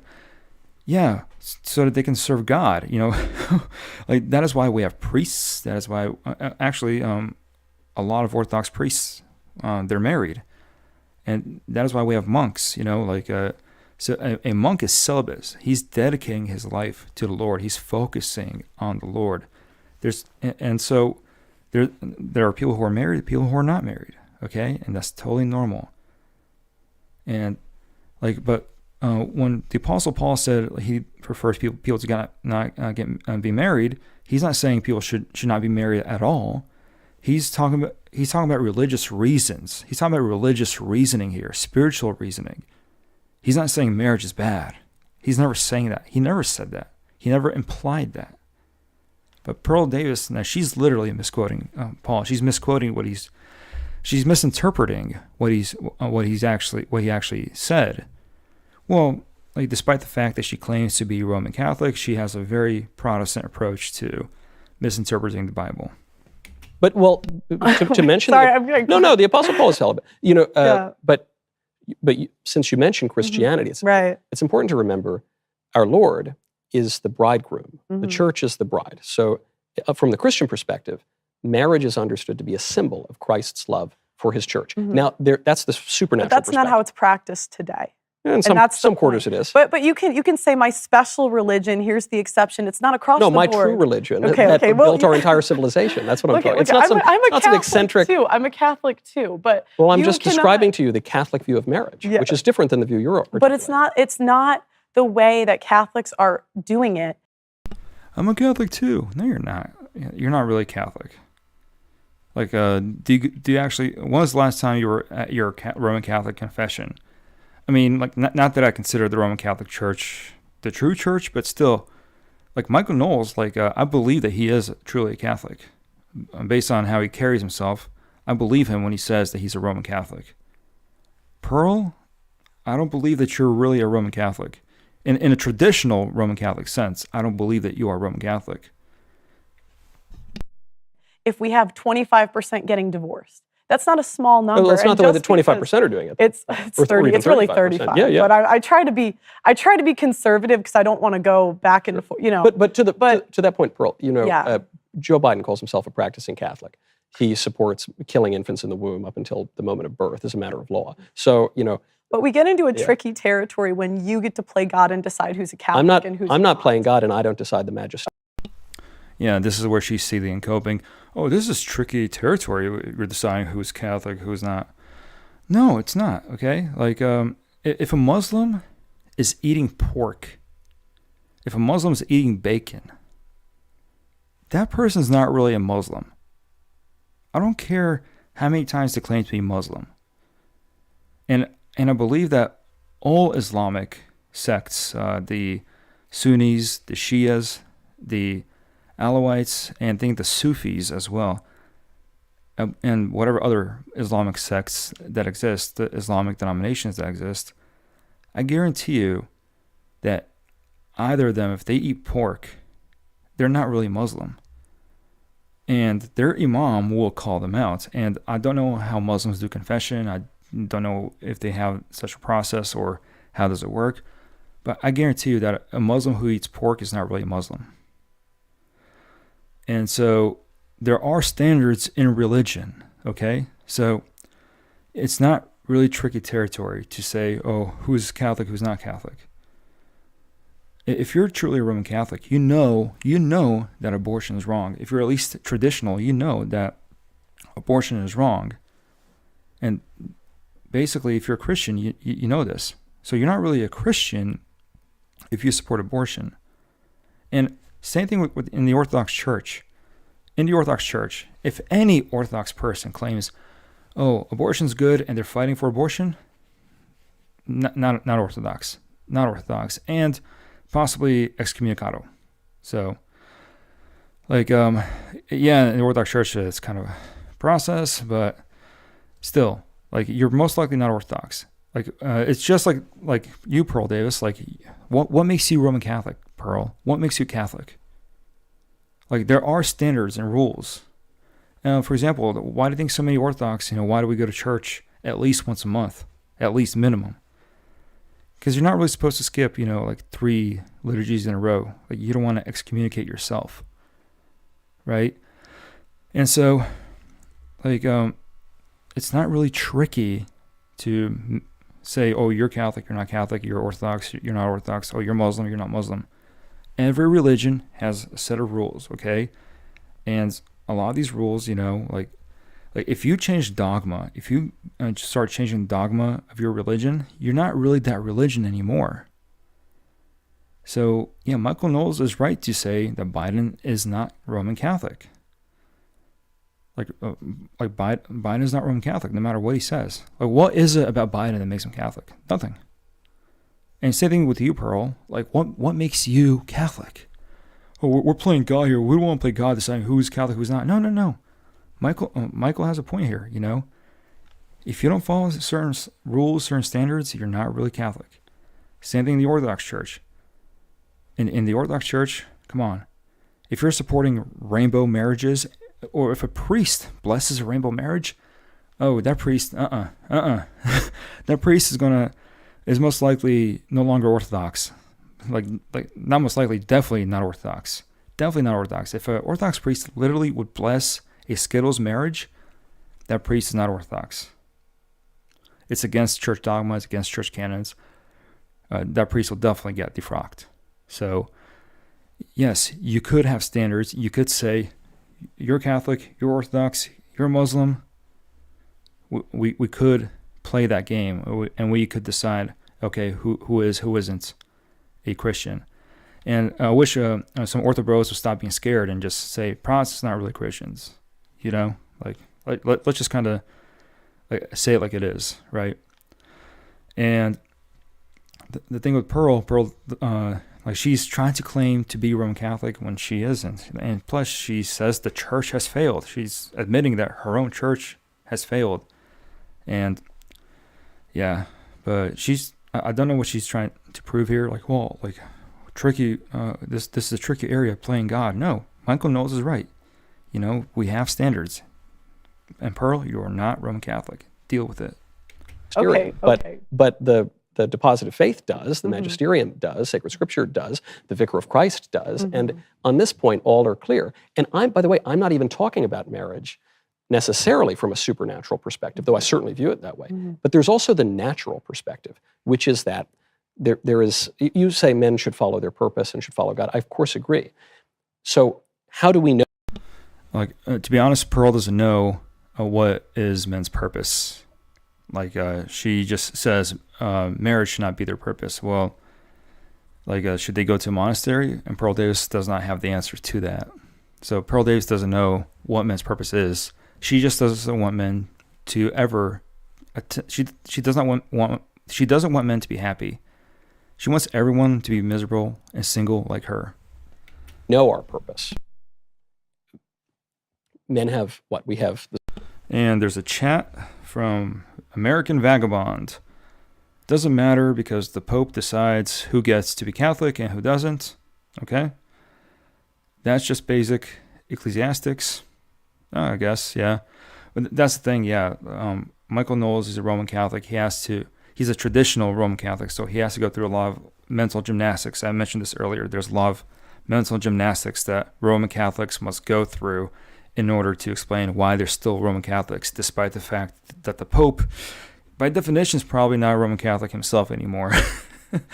But yeah, Roman Catholics have to constantly, the traditional Roman Catholics have to see them cope. Novus Ordo, regular Catholics, they're no longer traditional. Like, they don't have to see them cope. They just go with the whole, oh, the Pope said so. The Pope said so. We accept it. We like the Pope's opinion here. And yeah, that's how the Roman Catholic Church works. All right, let's just keep going. The scriptures, we have revelation, but we also have our conscience and reason. And so there's something called the natural law. And the natural law inclines us toward marriage. Men and women are, by our very nature, inclined toward marriage. You would disagree? No. You wouldn't. Well, so there you go. No, There you no, have no. it. Well, sort of. I think men. Sorry. I think that in the current market, there are just not enough wives to go around. There are not enough wives to go. Women that deserve to be wives. I mean, you'll get that perspective if you interview 1,000 OnlyFans models. Of course, yeah, I get that. But Pearl herself does not fall under that. She herself does not fall into that category. She's overweight. She's literally overweight. She's saying overweight women should not get married. Well, look at you, Pearl. And there's also, like, what's interesting, Pearl, she also does not fall into the category of red pill women. And when I say red pill women, I mean, like, basically the type of women that the red pillers love to, like, talk about, this effeminate try to women. And earlier in the stream, in the beginning of the stream, I mentioned the way Pearl Davis, the way she's sitting right here, all relaxed like a dude. Like, and I'm not attacking tomboys. A lot of tomboys are amazing. A lot of tomboys are actually more trad than a lot of these trad LARPing thoughts out there. But Pearl Davis, she does not fall into the category of trad herself. She herself is not really effeminate. And so, according to the guys that Pearl Davis is defending, well, like, Pearl herself does not fall into that category. But unfortunately, a lot of red pillars, they think Pearl is based, but she herself does not fall into that marriage material category. And Michael Knowles, he's right again. God said, reproduce, multiply. So, yeah, humanity, has to kind of multiply. And you do that through marriage. And if you're not called to get married, well, the monastery, service to God awaits you, my friend. In my opinion, okay, Sure. You'd agree on that, right? Well, I don't. Like, so. I don't know exactly what you for- mean by that. Maybe I would agree, but I don't Okay. know exactly what you mean by it. Okay. Do you think men should have standards? Yes. Do you think it's okay for them to want a woman that's in shape? Do you think that's an okay standard? Good. Yeah, it's good. Okay, a girl that's religious. Would you say that's good? Okay, Necessary. but that's not the majority. That's not the majority. So what are men supposed to do in the meantime? They're supposed to convince the women to get in shape and get religious. Well, the thing is, a lot of those men themselves are not religious, and they're not in shape either. A lot of these incels, they're just, not marriage material themselves. Good luck. I've done it for a year. Good luck. You haven't had, That's but maybe the men would be more persuasive than you would to these women. Good luck. I don't know. Did the OnlyFans models quit that you interviewed? I don't know if that. I've only Come interviewed on. a few on whatever. But No, some they're of on them the might. shows. That's the point. There's actually I mean, miracles happen, but I wouldn't bet on it. there are a couple And gals. that's- There are a couple gals who've written into my show, not from the Whatever podcast, Yeah. but who were watching my show Mhm. and really watching in the member block and Mhm. everything. Who were both like online pornographers to some degree. Mhm. And one said she was going to quit. I kind of lost track of her in the show. Another one Mhm. quit, had a major conversion, Mhm. and what a wonderful that evidence of one? the glory of was God. it the one on Twitter? Yes. Yeah, her OF link was still up. So a lot of times She denied that. Someone said that was true. Her, I her didn't see OF it. link was still up. Yes, it was. I I didn't- checked it. I didn't yes, see it. yes, it was. I- I'm she- positive. She posted it and showed that it wasn't still up. It was. I don't know. Still up, but I don't okay. know. She seemed But- pretty sincere but to me. my- But in any case, are you denying the principle that people can change? Yeah, I mean, God can forgive you, but men don't have to. Well, we had Forgiveness Sunday today, and we basically, like, I forgave people who never did anything wrong to me personally, and I still forgave them. They forgave me, And if you truly are a Christian, you do forgive.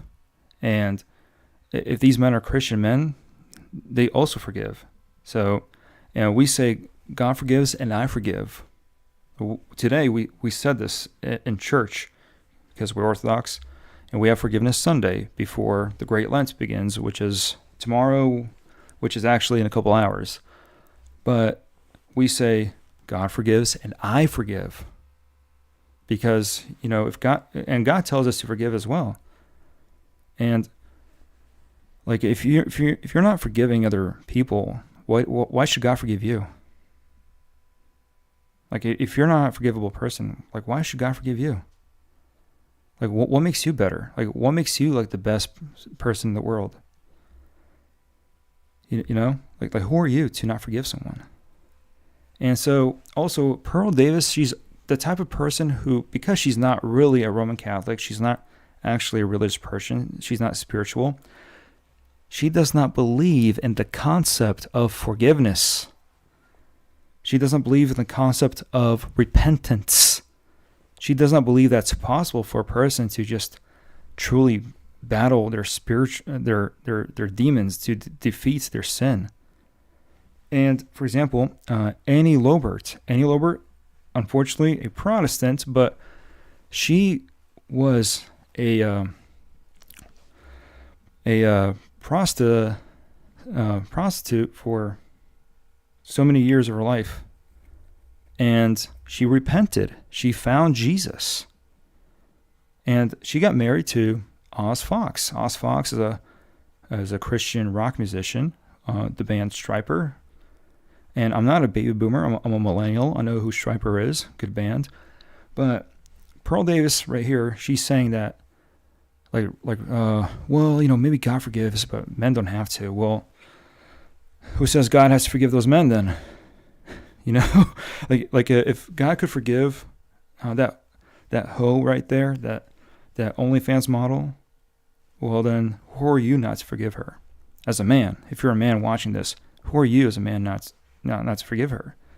But Annie Lobert, her story is that she was an escort, a hooker, and she quit. She quit that stuff. She repented. Her life was changed. And she's still currently married to Oz Fox right now, and they got married in 2009. And they're still married, and like the past is behind her. And Michael Knowles has standards, and he does acknowledge that it's hard. It would be hard if his wife was an OF model. Like, it would be hard to overcome that. But at the same time, he understands that maybe this is the person God has for him. Like, this changed, renewed person is for him, Like, Michael Knowles is capable of acknowledging this. At least as a Christian, he's capable of acknowledging this. Pearl does not have that capability. Secular red pillars, they don't have this capability, this acknowledgement that, maybe you deserve to be with this person. Maybe that's the person God found for you. Because look at your life. Like, you're living a sinful, disgusting, degenerate life. Then you're angry at women. You're mad at women all the time. And you think you deserve some trad LARPing Puritan-looking woman? Like, what makes you think you deserve that? God could be like, no, this girl who has some issues in the past, that's for you. Now, despite the fact that you as a man you also repented, you also became part of the church, right? But be careful when you say, I deserve this type of woman. No, God knows what kind of woman you deserve. And if by God's grace you actually get a non-tattooed, very good-looking, trad-larping wife, God bless you. God bless you. God has been merciful.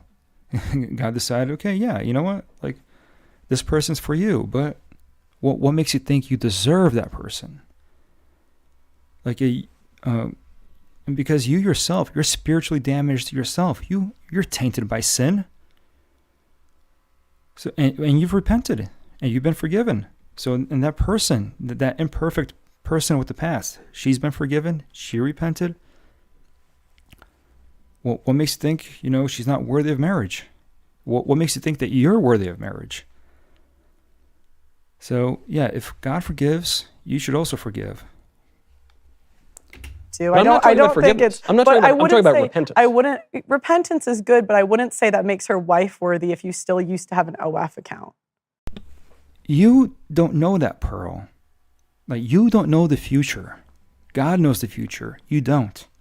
You would agree that men, in general, Yes. should not date women that had OnlyFans accounts. It's not ideal. But Okay, I don't but think it's you can't disqualifying. definitively.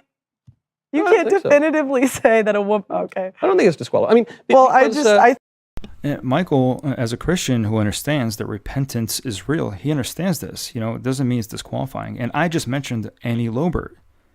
Like, she was a hooker, an escort for many years.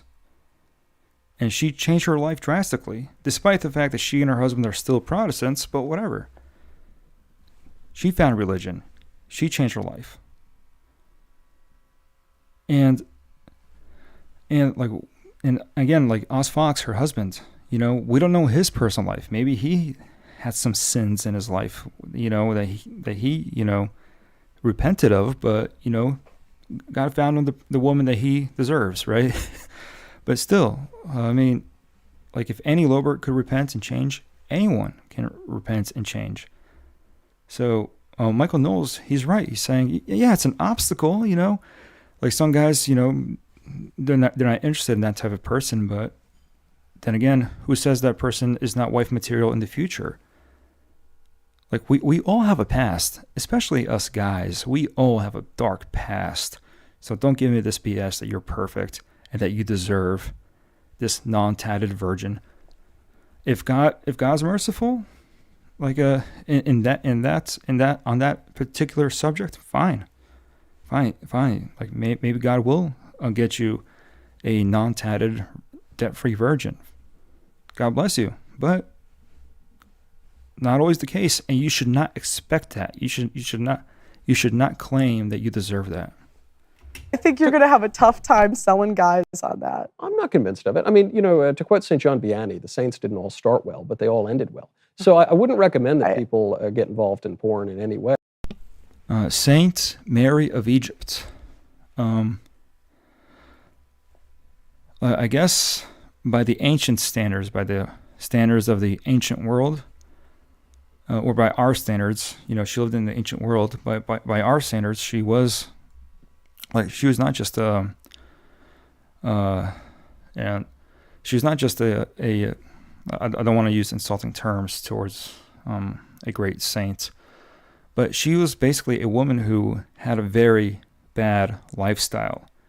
So if you think the OF models are bad now, Saint Mary of Egypt, her life story, she basically was not able to quench her thirst. She would be with so many men, do so many things with men. And then one day she decided to enter a temple, a Christian temple. She could not go in. She was barred from going in. People were going in and out. She could not go in.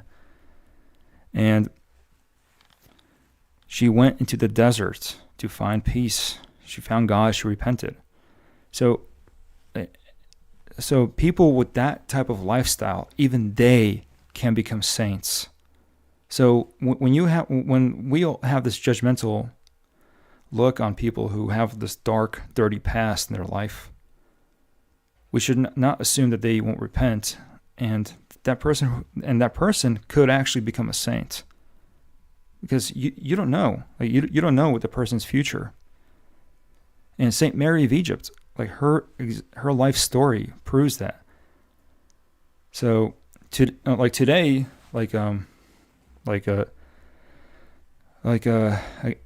today should be labeled like something like a OnlyFans model. And again, I don't want to use insulting terms towards a saint, therefore I will refrain from that, because she truly is a saint, and her life story changes the lives of many men who are struggling, by the way. Many men who are struggling with prawn addictions, other addictions, and men who pray to her, there's life changes that they have.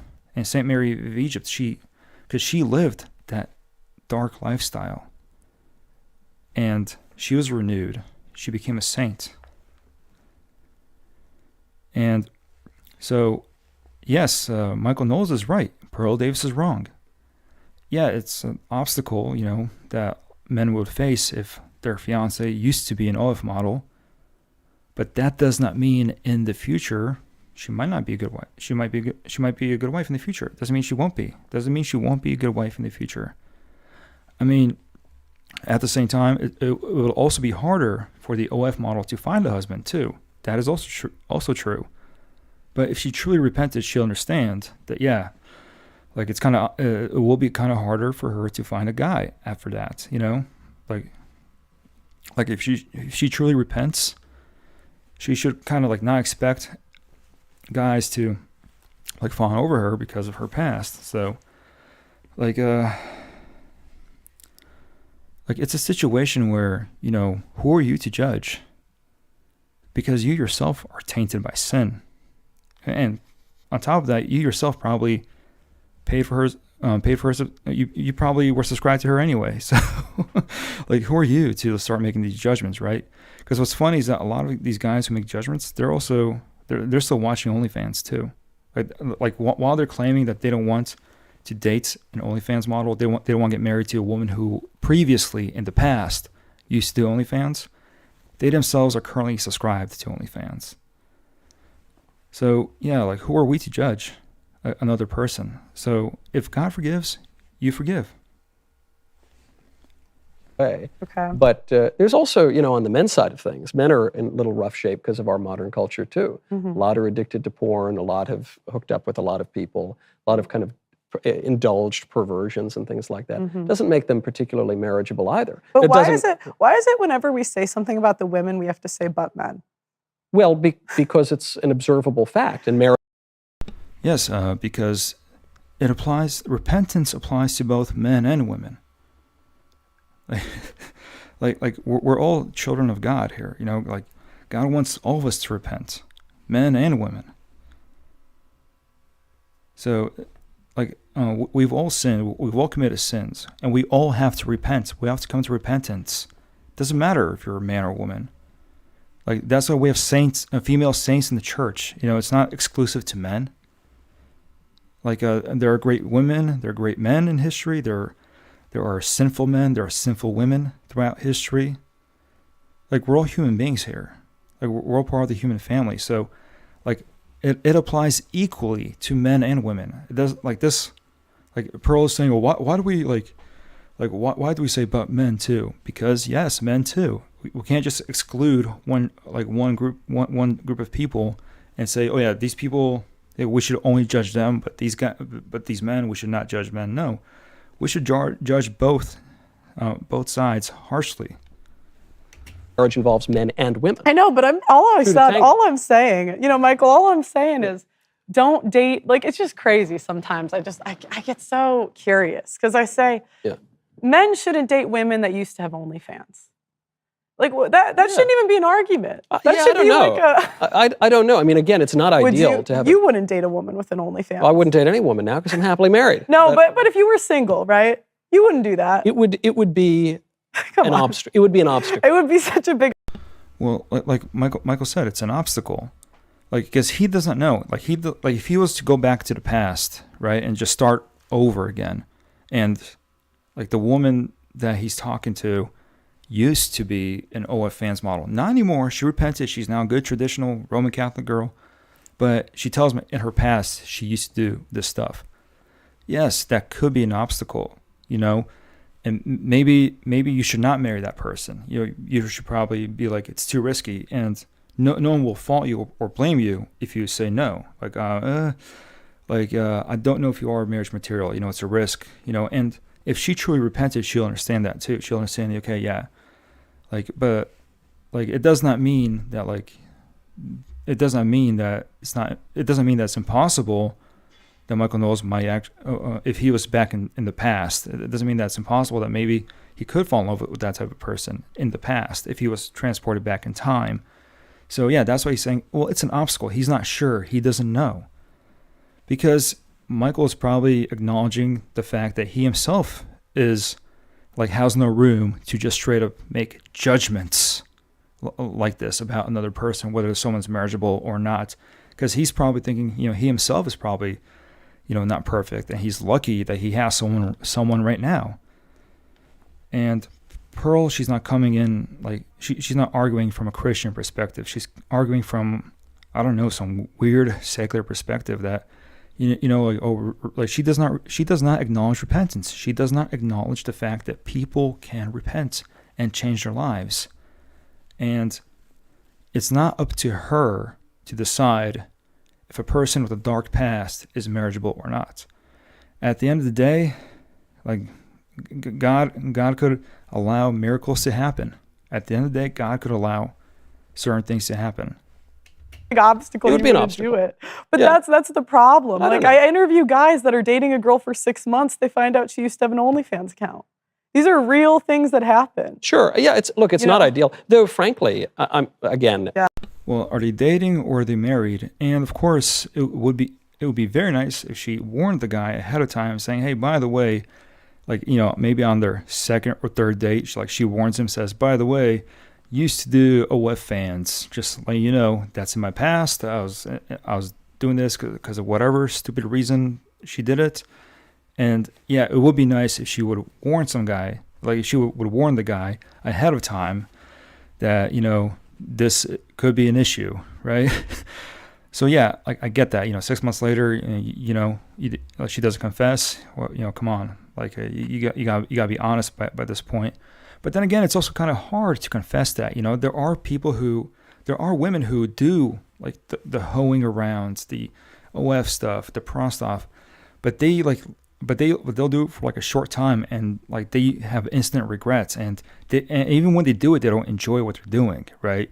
And they're confused, they're lost mentally, spiritually, psychologically, right? And so like they themselves never had guidance. So like there are also so many factors that, like, again, this does not apply to all of these women, but there are certain people that like just literally needed guidance or some spiritual support. And then like when they do that stuff, they realize, it's wrong, and they quit immediately. But because it's in their past, like it's kind of haunting them. But at the same time, that's why they're trying to get married. They're trying to date so they may get away, so they may hide from that past. They may just dig it away. So they may like kind of dig that past in the hole somewhere. So yeah, and it's kind of hard for them to confess sometimes to a guy who they genuinely like, and they don't want to ruin this guy's expectations. So like they'll try to hide this, but then like Pearl has mentioned, some guys find out 6 months later their girlfriend actually used to have this dark past. Now, again, does she repent of it, or does she say, "Oh, it's no big deal"? That's a different issue. To your point, I've been out of dating for a long time, but these days, can one find a girlfriend? I mean, I assume it can happen, but in modern kind of liberal secular dating, can one find a girlfriend who's never texted a naked picture of herself? I don't know. Women do this all the time now, and then it becomes a big scandal when they get. Yeah, and so do iCloud. those women deserve to be wives? Well, a lot of dudes, like literally, I bet you like 99%, like I'm just being very liberal here with the numbers, but conservatively 90%, liberally 99%. So 99% of the trad LARPing red pill dudes, they've like all of you have sent some sort of picture at least once in your life, at least once. So I'm not saying you did this many times, but a lot of dudes, like most dudes, right, at least one time have sent this, and not just not just through Instagram or Facebook, but even back when MySpace existed, right? Through text messages, even before social media, just through text messages. When because I remember when MySpace was around, but texting was still kind of more popular than MySpace, and so even through text messages, believe me, like a lot of you guys who are in college, come on, like yeah, so a lot of dudes have probably sent a lot more pictures than women. Just saying. Because yes, I would say like most women have sent a picture here or there, but it's not as common as I'll probably say it's more common for dudes to initiate the whole picture sending, right? And yeah, so yeah, but like Michael Knowles, he brings up a good point. Well, like most women probably themselves have sent a picture, right? So are they no longer marriageable because of that? And yeah, and again, we all have a dark past. We all have a sinful past, and we've all done stuff in our lives that we're not proud of. But do you expect your spouse to just be the squeaky clean person? You should. I mean, you should. You could desire that, but at the same time, you should not expect that. I don't know that we deserve much of anything. That's my ought we point. to do it? Is my That's my point. Is the women of today are not the women of yesterday, and it's Sure. becoming more and more difficult. And the men of today are also not the men of yesterday. A lot of men are a bunch of beta males who they think they're alpha males, especially the red pillars. Red pillars are a bunch of beta males who think they're alphas. They think they're sigmas, but in reality, they're just a bunch of aggressive, angry beta males who don't even know how to talk to a woman. That's just true. Like a lot of these guys, like never even talk to a woman ever. Like when I say talk to a woman, I mean just to have a conversation about dating, just to like initiate a date, or just to ask a woman out. Like a lot of these men, like they don't know how to talk to women. They don't know how to just be confident. Like seriously, you could be like saying like the most ridiculous things. But if you're like super confident, if you carry yourself confidently, believe me, a lot of women would find that very attractive. And unfortunately, a lot of these beta male red pillars who think they're alpha males because, they're sharing some sigma male meme or something like that, like and hating on women, right? They think they're alpha males because of that. Well, there are a bunch of beta males who themselves have never really tried to talk to a woman, or they're always being nerdy. Dude, I'm a nerd myself. I'm a big nerd. But literally, like, I have no problem, like, walking up and just having a conversation. And, if someone's not interested, I could be like, okay, well, they're not interested. Walk away. No big deal. And unfortunately, a lot of these men, they're not like this. Like, they get turned down and they don't realize, okay, what is it about me that could change? And unfortunately, a lot of these beta males who think they're alphas, they don't realize that maybe you should get a haircut somewhere, sometime. Maybe you should, I don't know, like wear better clothing, right? Like it's not just the women who needs to change for you. You gotta do some adjustments to yourself too. Like also don't bring up that one nerdy thing you'd like to talk about all the time. Like unless the female is also interested in that nerdy book that you're reading, that nerdy TV show you're watching, sure. But, you first got to talk to people. You got to talk to a woman first. And, yeah, so a lot of the men today, they're not the men of yesterday. They're not confident alpha males. Like, the testosterone levels of a lot of these so-called red pill men are pretty low.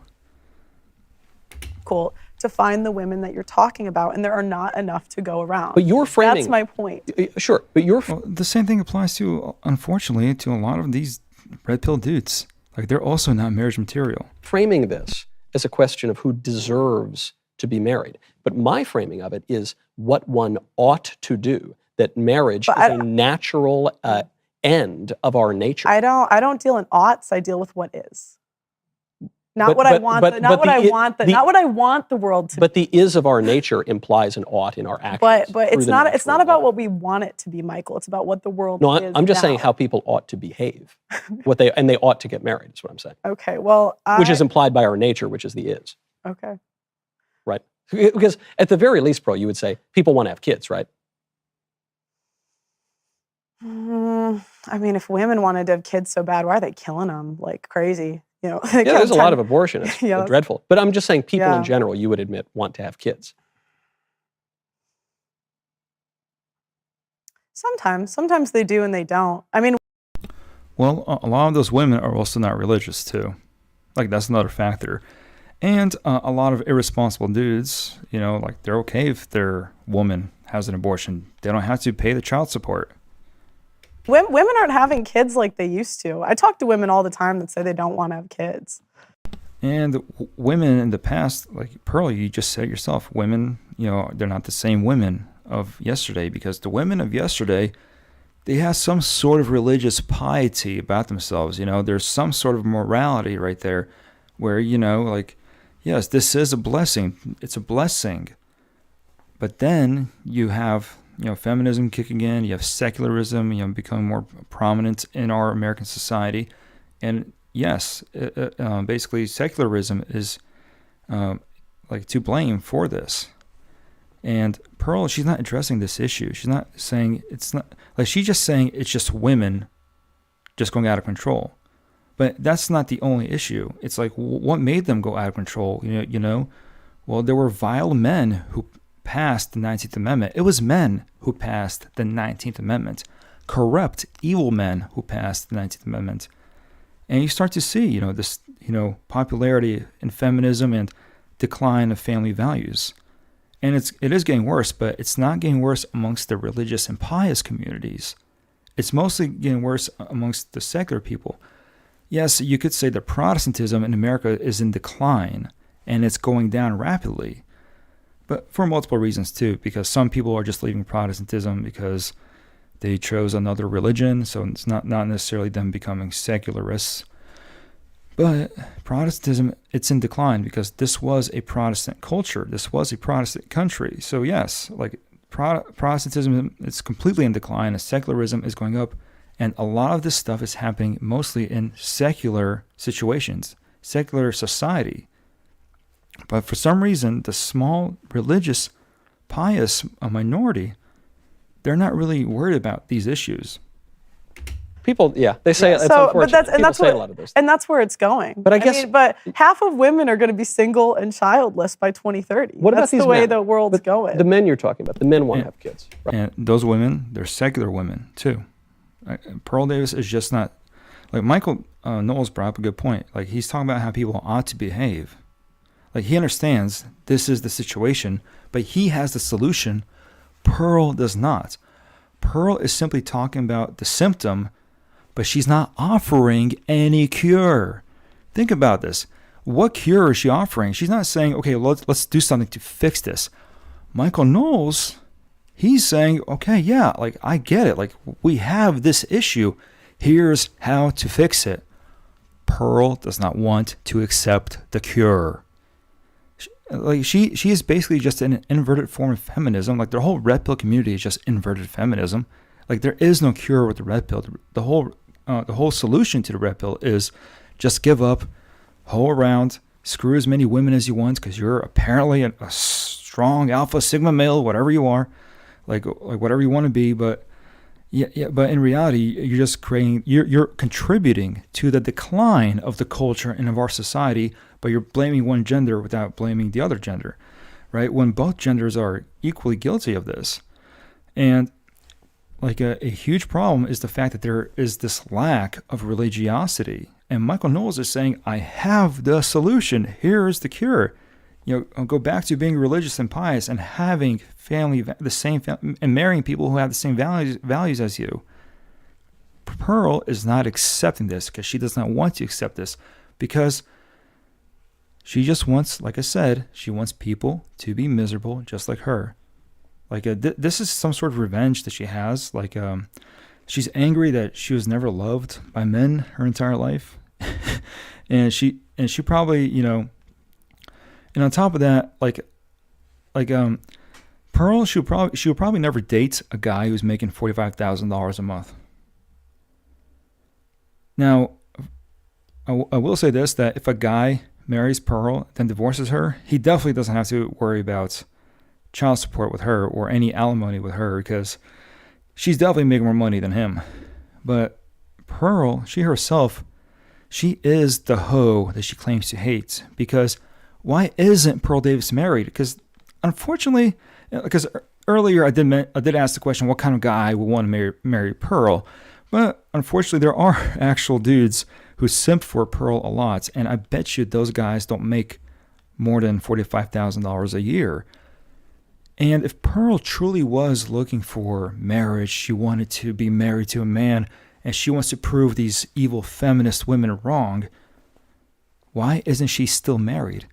Pearl herself, she wants to get married to the high value man, well, so-called high value man, right? Like she wants that sugar daddy. She wants that guy who's making, more than 500K a year. And she herself is a millionaire, so she probably wants someone, richer than her probably. But she wants that rich man to marry her. She wants that rich man to get her like the expensive clothing, I mean, she could afford that stuff herself. She is a millionaire.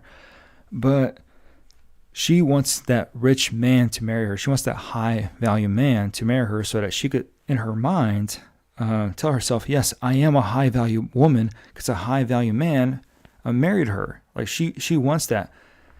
And so Pearl Davis, like she herself is a hypocrite. She is technically the woman that she claims to hate. She's hating women for, like she would hate women for being hoes and for, not truly loving men. But she herself, come on, guys, Pearl Davis, she herself is this high class hoe. Just in her case, like even the rich guys don't want to marry her. The rich dudes don't even want to marry her.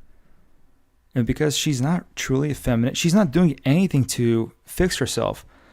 I mean, Brittany Venti has some good advice for her, but she's not taking that advice. But Pearl Davis herself is not losing the weight. She herself is not, taking any classes on how to be more effeminate, how to be more attractive to men. Pearl Davis herself is not doing that. And on top of that, she's not really looking for like any kind of man. She wants that so-called high status man who's very rich so that she can have that affirmation that she herself is also marriageable woman. But she's not really marriageable. Like she's not. For the reasons that she lists, she herself is not marriageable. Right. Or no, they're also degenerates. Everyone's just a degenerate now. Men want marriage relationships and families. Men want that in general. Okay. But there are obstacles now that make it increasingly difficult for men to do that. One is that. Yeah, it's really common. So you would sacrifice having children? One is that the women are increasingly lower quality. They've gained weight. The body count numbers are up. Buy them a Stairmaster. I don't know, get them a gym. Oh, good luck. She's constantly bringing up the whole weight issue. Like what is it? Like what is the overweight? Is it 5 pounds overweight? I mean, okay, that's still okay. I'd say, 20 pounds, okay, there are some issues there. But not every woman has, like, the same reason. Like, there are some women who legitimately, like, there are some people, some humans, who have some sort of legitimate medical reason where you don't really know, like, why they can't lose the weight. I mean, like, doctors know, but, like, we ourselves don't necessarily know why this person's constantly overweight. There could be a medical reason, too. But like, what does she mean by overweight? Like 5 pounds, 10 pounds? I mean, okay, like most dudes are kind of in that range too. Like most Americans are overweight. Most Americans are. And when we say overweight, it doesn't necessarily mean morbidly obese. Just 5, 10, 15 pounds. Okay. Like, but that's most Americans. So like, most Americans are basically not marriageable according to Pearl Davis. I tried to pay a girl to lose weight. I swear to God I did. Because she came on my show. No, I swear. I swear. And I said, because she was really fat, and I told her to. And I was like, I'll pay for your training. And I said, I'll give you a cash prize. I said, I'll give you $3,000 if you lose weight. That's a ton of money. Yeah. She couldn't do it. She couldn't stick to it for a month. Yeah. Do I get the offer? Well, you look like you're in. I don't know, $3,000 in this economy? I mean, like, and like, what is the scale? Like, how fat was this chick? And like, was she like 20 pounds, 40 pounds overweight, and you're paying her $3,000 to lose all that? Okay, what is the time frame, and like, how soon would she lose all that weight? If she's 30, 40 pounds, she needs some time. And the inflation, it's really bad. The inflation is bad right now. The economy is bad. So $3,000, you need more motivation for that. I don't know, like $200,000. Like, okay, yeah, like that's $200,000. And Pearl, you could definitely afford that, right? You could definitely afford $200,000. Then yeah, like even I'll do it. I mean, I'll go to the gym every week, but at the same time, I'm still a little bit overweight and I still need to get back in shape. But if you were to offer me $200,000, yeah, I would just quit my job right now, because I know that I'm getting $200,000. I'll quit my job right now and just be in the gym, literally, at least every day, not just 4 times out of the week, but at least every day, and just not eating at all, just get that 200K as fast as possible. But yeah, that's just going off the subject. But still, $3,000. I mean, yeah. And she did not specify how fat this woman was. Shape. Stop it. Come on. But that's my point. One obstacle is that the women are lower quality. Okay. The benefits are not the same. Most women are not raised to be traditional wives and mothers, and the cost is getting. And whenever she's saying most women, I'm just wondering, is she talking about the 1,000 women she interacted, where 90% of them are hoes and escorts and OnlyFans models? Then yeah, okay, those 1,000 women, sure, but that's not the average woman. I keep emphasizing this. That's not the average woman. Pearl does not see it that way, and she doesn't want to see it that way. She wants to conflate all women into this one category, while she herself is the perfect woman. According to her logic, she is the good woman. She's trying to present herself as if she is this perfect woman, but she herself does not actually fit the standards that she herself is trying to lay out. Sure, she's not morbidly obese, but she herself is not really attractive. Like most men, would not find her attractive. I mean, that's sad reality. And again, it's kind of more of a personal attack now. But at the same time, I mean, if she's constantly complaining about how women look in America, well, take a look at Pearl Davis. There will be some guys who will be willing to marry Pearl Davis, but Pearl's not really interested in those simps. She's not interested in those guys. She wants that high-level money guy, and that high-level money dude is not interested in her. So, yeah. So Pearl herself is out of luck. She herself is not marriageable. Getting higher. So, it's becoming, divorces are getting more expensive, weddings are getting more expensive. So when you combine those, they don't need to be, but they are often. I agree, but it's not about what I want the world to be. No, I'm Catholic too, and I think there's awesome things about the Catholic Church. But that's a big but. I'm Catholic too, and I said this many times on the stream. She's not Catholic. When was the last time she went to her Roman Catholic confession? When was the last time she went to her Roman Catholic Mass? When was the last time she went there? No, sorry, she's not Roman Catholic. It's never good to say I'm a part of this religion, but. No, but it doesn't mean everyone's following it. It doesn't mean that's the norm. And I'm talking about what the world is, not what I want it to be. But it's not just what you want it to be. I'm saying, if I'm a young man and I'm. Well, that's the thing, if the world is bad, it does not mean you have to be bad. So what? If the world's going one way, you go a different way. You follow a different path. I'm just saying how it is. Okay, who cares how it is? Okay, be different. And also you have power and influence. Why don't you offer a change? Instead, you're just saying, oh, this is how it is. So, okay, what's your solution then? What is your solution? All you have is nothing but complaints, but no true solution. And Michael, he's been offering solutions saying, okay, be religious, don't marry liberal women, do all this. He has solutions. Pearl does not. She simply has complaints. And she's saying, oh, I'm just saying this is how it is. Okay, but what are you offering? Okay, what, at the end of the day, what cure do you have? She has no cure. Acknowledging a lot of the things you're saying. That's tough dating out there. Mm-hmm. But look, I want to have kids. I want to have a family. Mhm. Are you? I know you say you don't want to give No, men advice. I say every man, you have to decide for yourself. But let's say the man came to you and said, "Pearl, I know what you, but I don't Why do care what guys you want. give I me demand." these hypothetical situations. Well, we're just discussing a concept in the abstract, Fine, and so fine. Fine. I think you're kind of sneaking around giving advice because I think you're saying, "Look, through my reason, I've arrived at this conclusion about what's rational and advisable, but I'm not giving advice." So let's get through all that. Let's say the man comes to you, says, "Pearl, give me the advice. Should I get married?" Are we reporters or preachers? I'm just a writer and a that's talker. but that's my point. Is I'm But you're okay. I'm I'll give neither you of an those example. things. I'll give you an example. Yeah. Your options are going to be completely different than another guy's options. Why? Every Because I'm devilishly handsome. Yeah. Is that right? Devilishly handsome, where that's not the case for every man has to decide for himself. Do you think men should be extremely cautious when getting married? I think they ought to. Yes, I believe yes. Men should be extremely cautious when getting married because, like if you're not cautious, like, and earlier in the stream I said, like don't just use your heart, use your brain.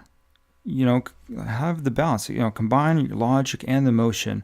Like have this perfect balance where you have these romantic feelings for another person, but also like make sure that this is the right person for you, right?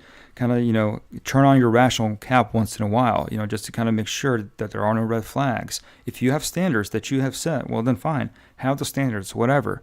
But like make sure you have your thinking cap on, and so that you could also prevent yourself from getting married to the wrong person, which could lead to divorce. So yes, I agree. Men should have caution, and that's what Michael Knowles most likely believes.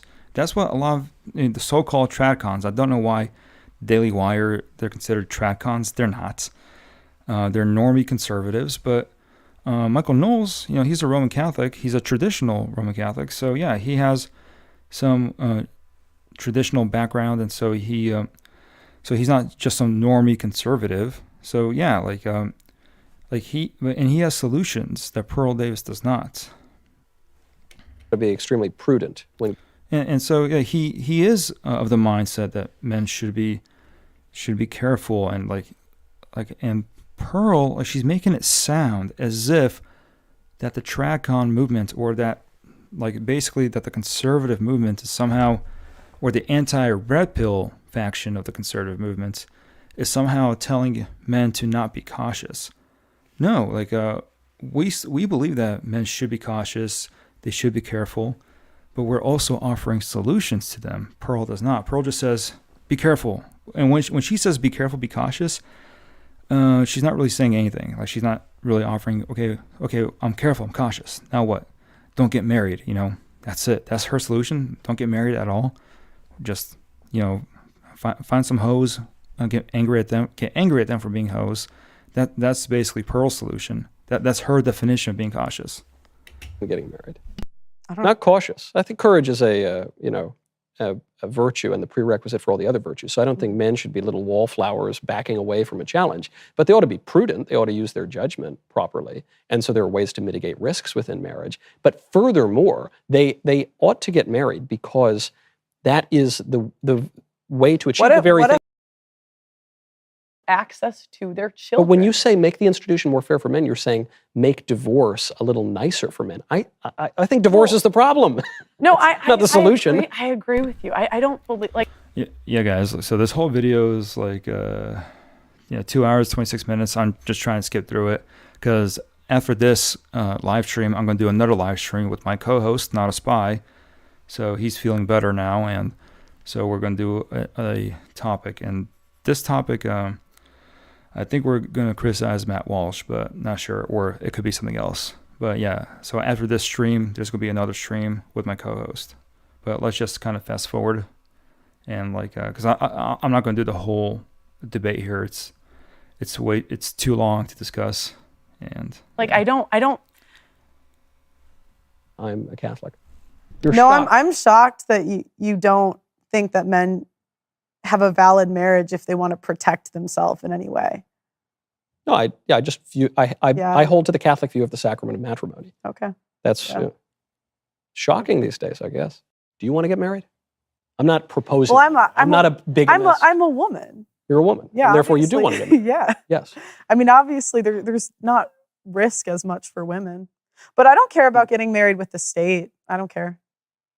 I would sign a prenup. I don't care. Yeah, Pearl, that's the problem. You're literally the problem. You're complaining about the issue, you're reporting about the issue, and then you're saying you're okay with the issue.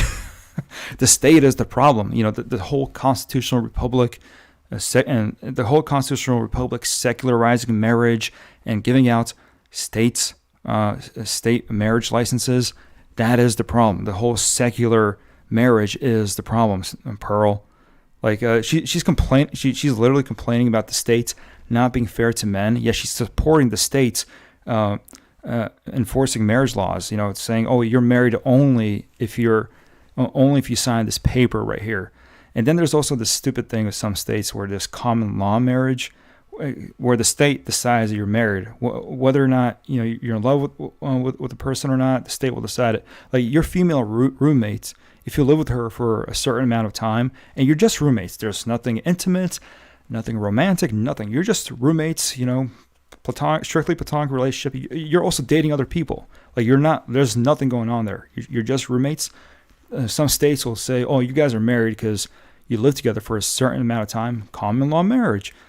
It's so cringe. And so Pearl, she's complaining about the state, not being fair to men. And then she's supporting the power of the state to enforce marriage licenses. This is just ridiculous. If you don't get married with the state, what is that? You just do it in a church ceremony or something, Mm-hmm. but not recognized. But the problem with the Catholic Church is a lot of times they won't do it unless it's recognized by the state. Yeah. Which I don't really understand. The reason.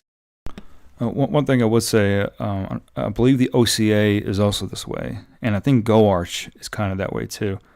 I think ROCOR isn't that way, but yeah, unfortunately, certain jurisdictions are kind of like, eh. But yeah, I believe ROCOR, they don't really care about the states, but I believe OCA, unfortunately, I believe they're kind of like into the whole, if the government if the government recognizes it, then they'll recognize it, something like that. But yeah. But I think GoArch and OCA are like that. OCA, for those of you wondering, that's Orthodox Church in America.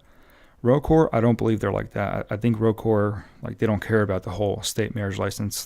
They just will perform the marriage ceremony. That's it. And here are two examples. A friend of mine, because he was legally trying to divorce his wife, and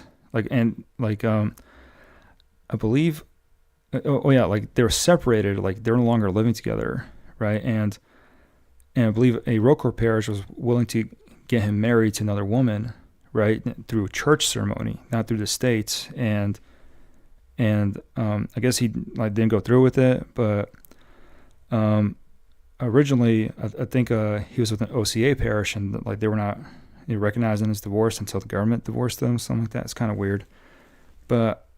I know another guy, he and his wife, they wanted to get married last minute, and they called up a ROCOR priest, and he basically performed the marriage ceremony for them, and yeah, with no issues, no problems.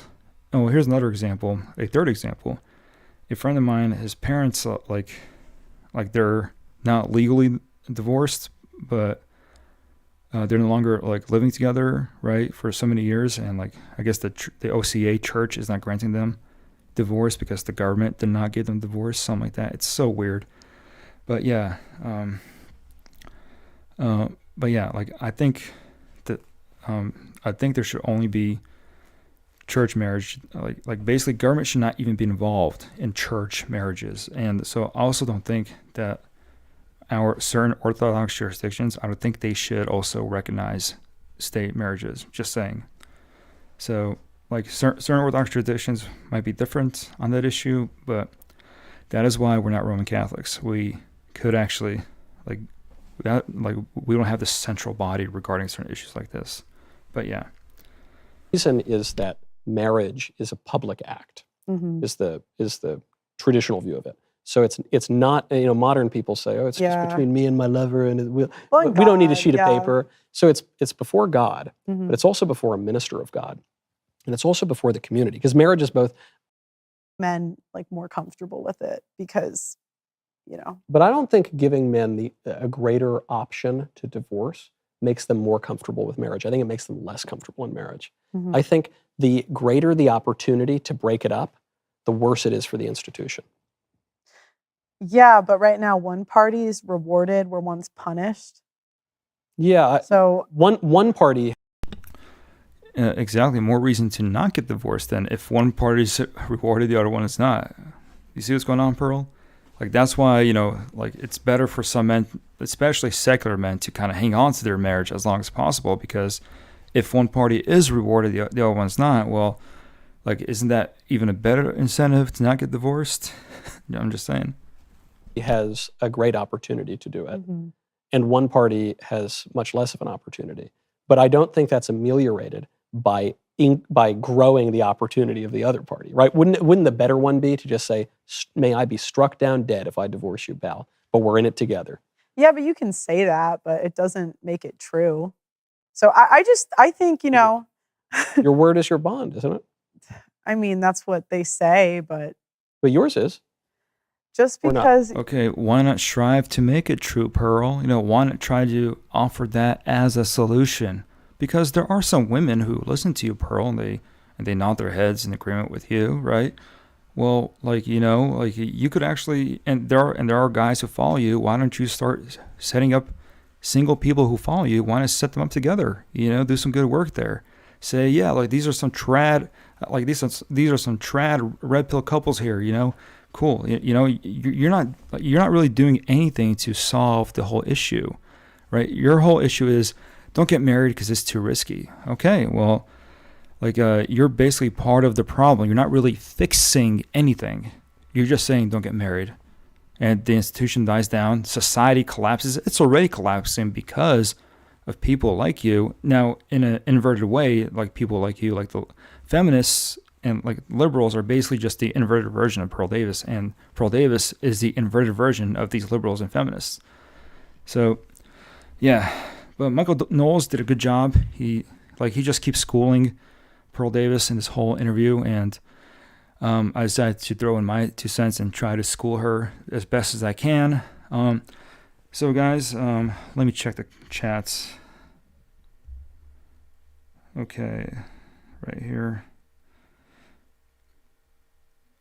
Straight up man-centered thinking by Gabriel. She also has a potty mouth. That is true, which is definitely why she's not marriage material according to her standards.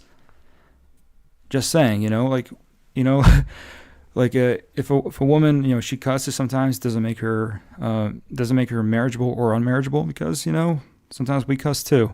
But yes, according to Pearl Davis' standards, she is no longer marriageable, because Pearl Davis, like Gabriel said, she's a potty mouth. So, guys, okay, I'm finishing up this stream. I'm going to do another one with my co-host, Not a Spy, probably in about 5 or 10 minutes, maybe, I don't know, like maybe 20 minutes, I don't know, but whatever. So, yes, so good job to Michael Knowles for schooling this thought who pretends she's not a thought, and I think I try my best to kind of put in my 2 cents in this whole thing. Okay, just don't forget to like, share, subscribe.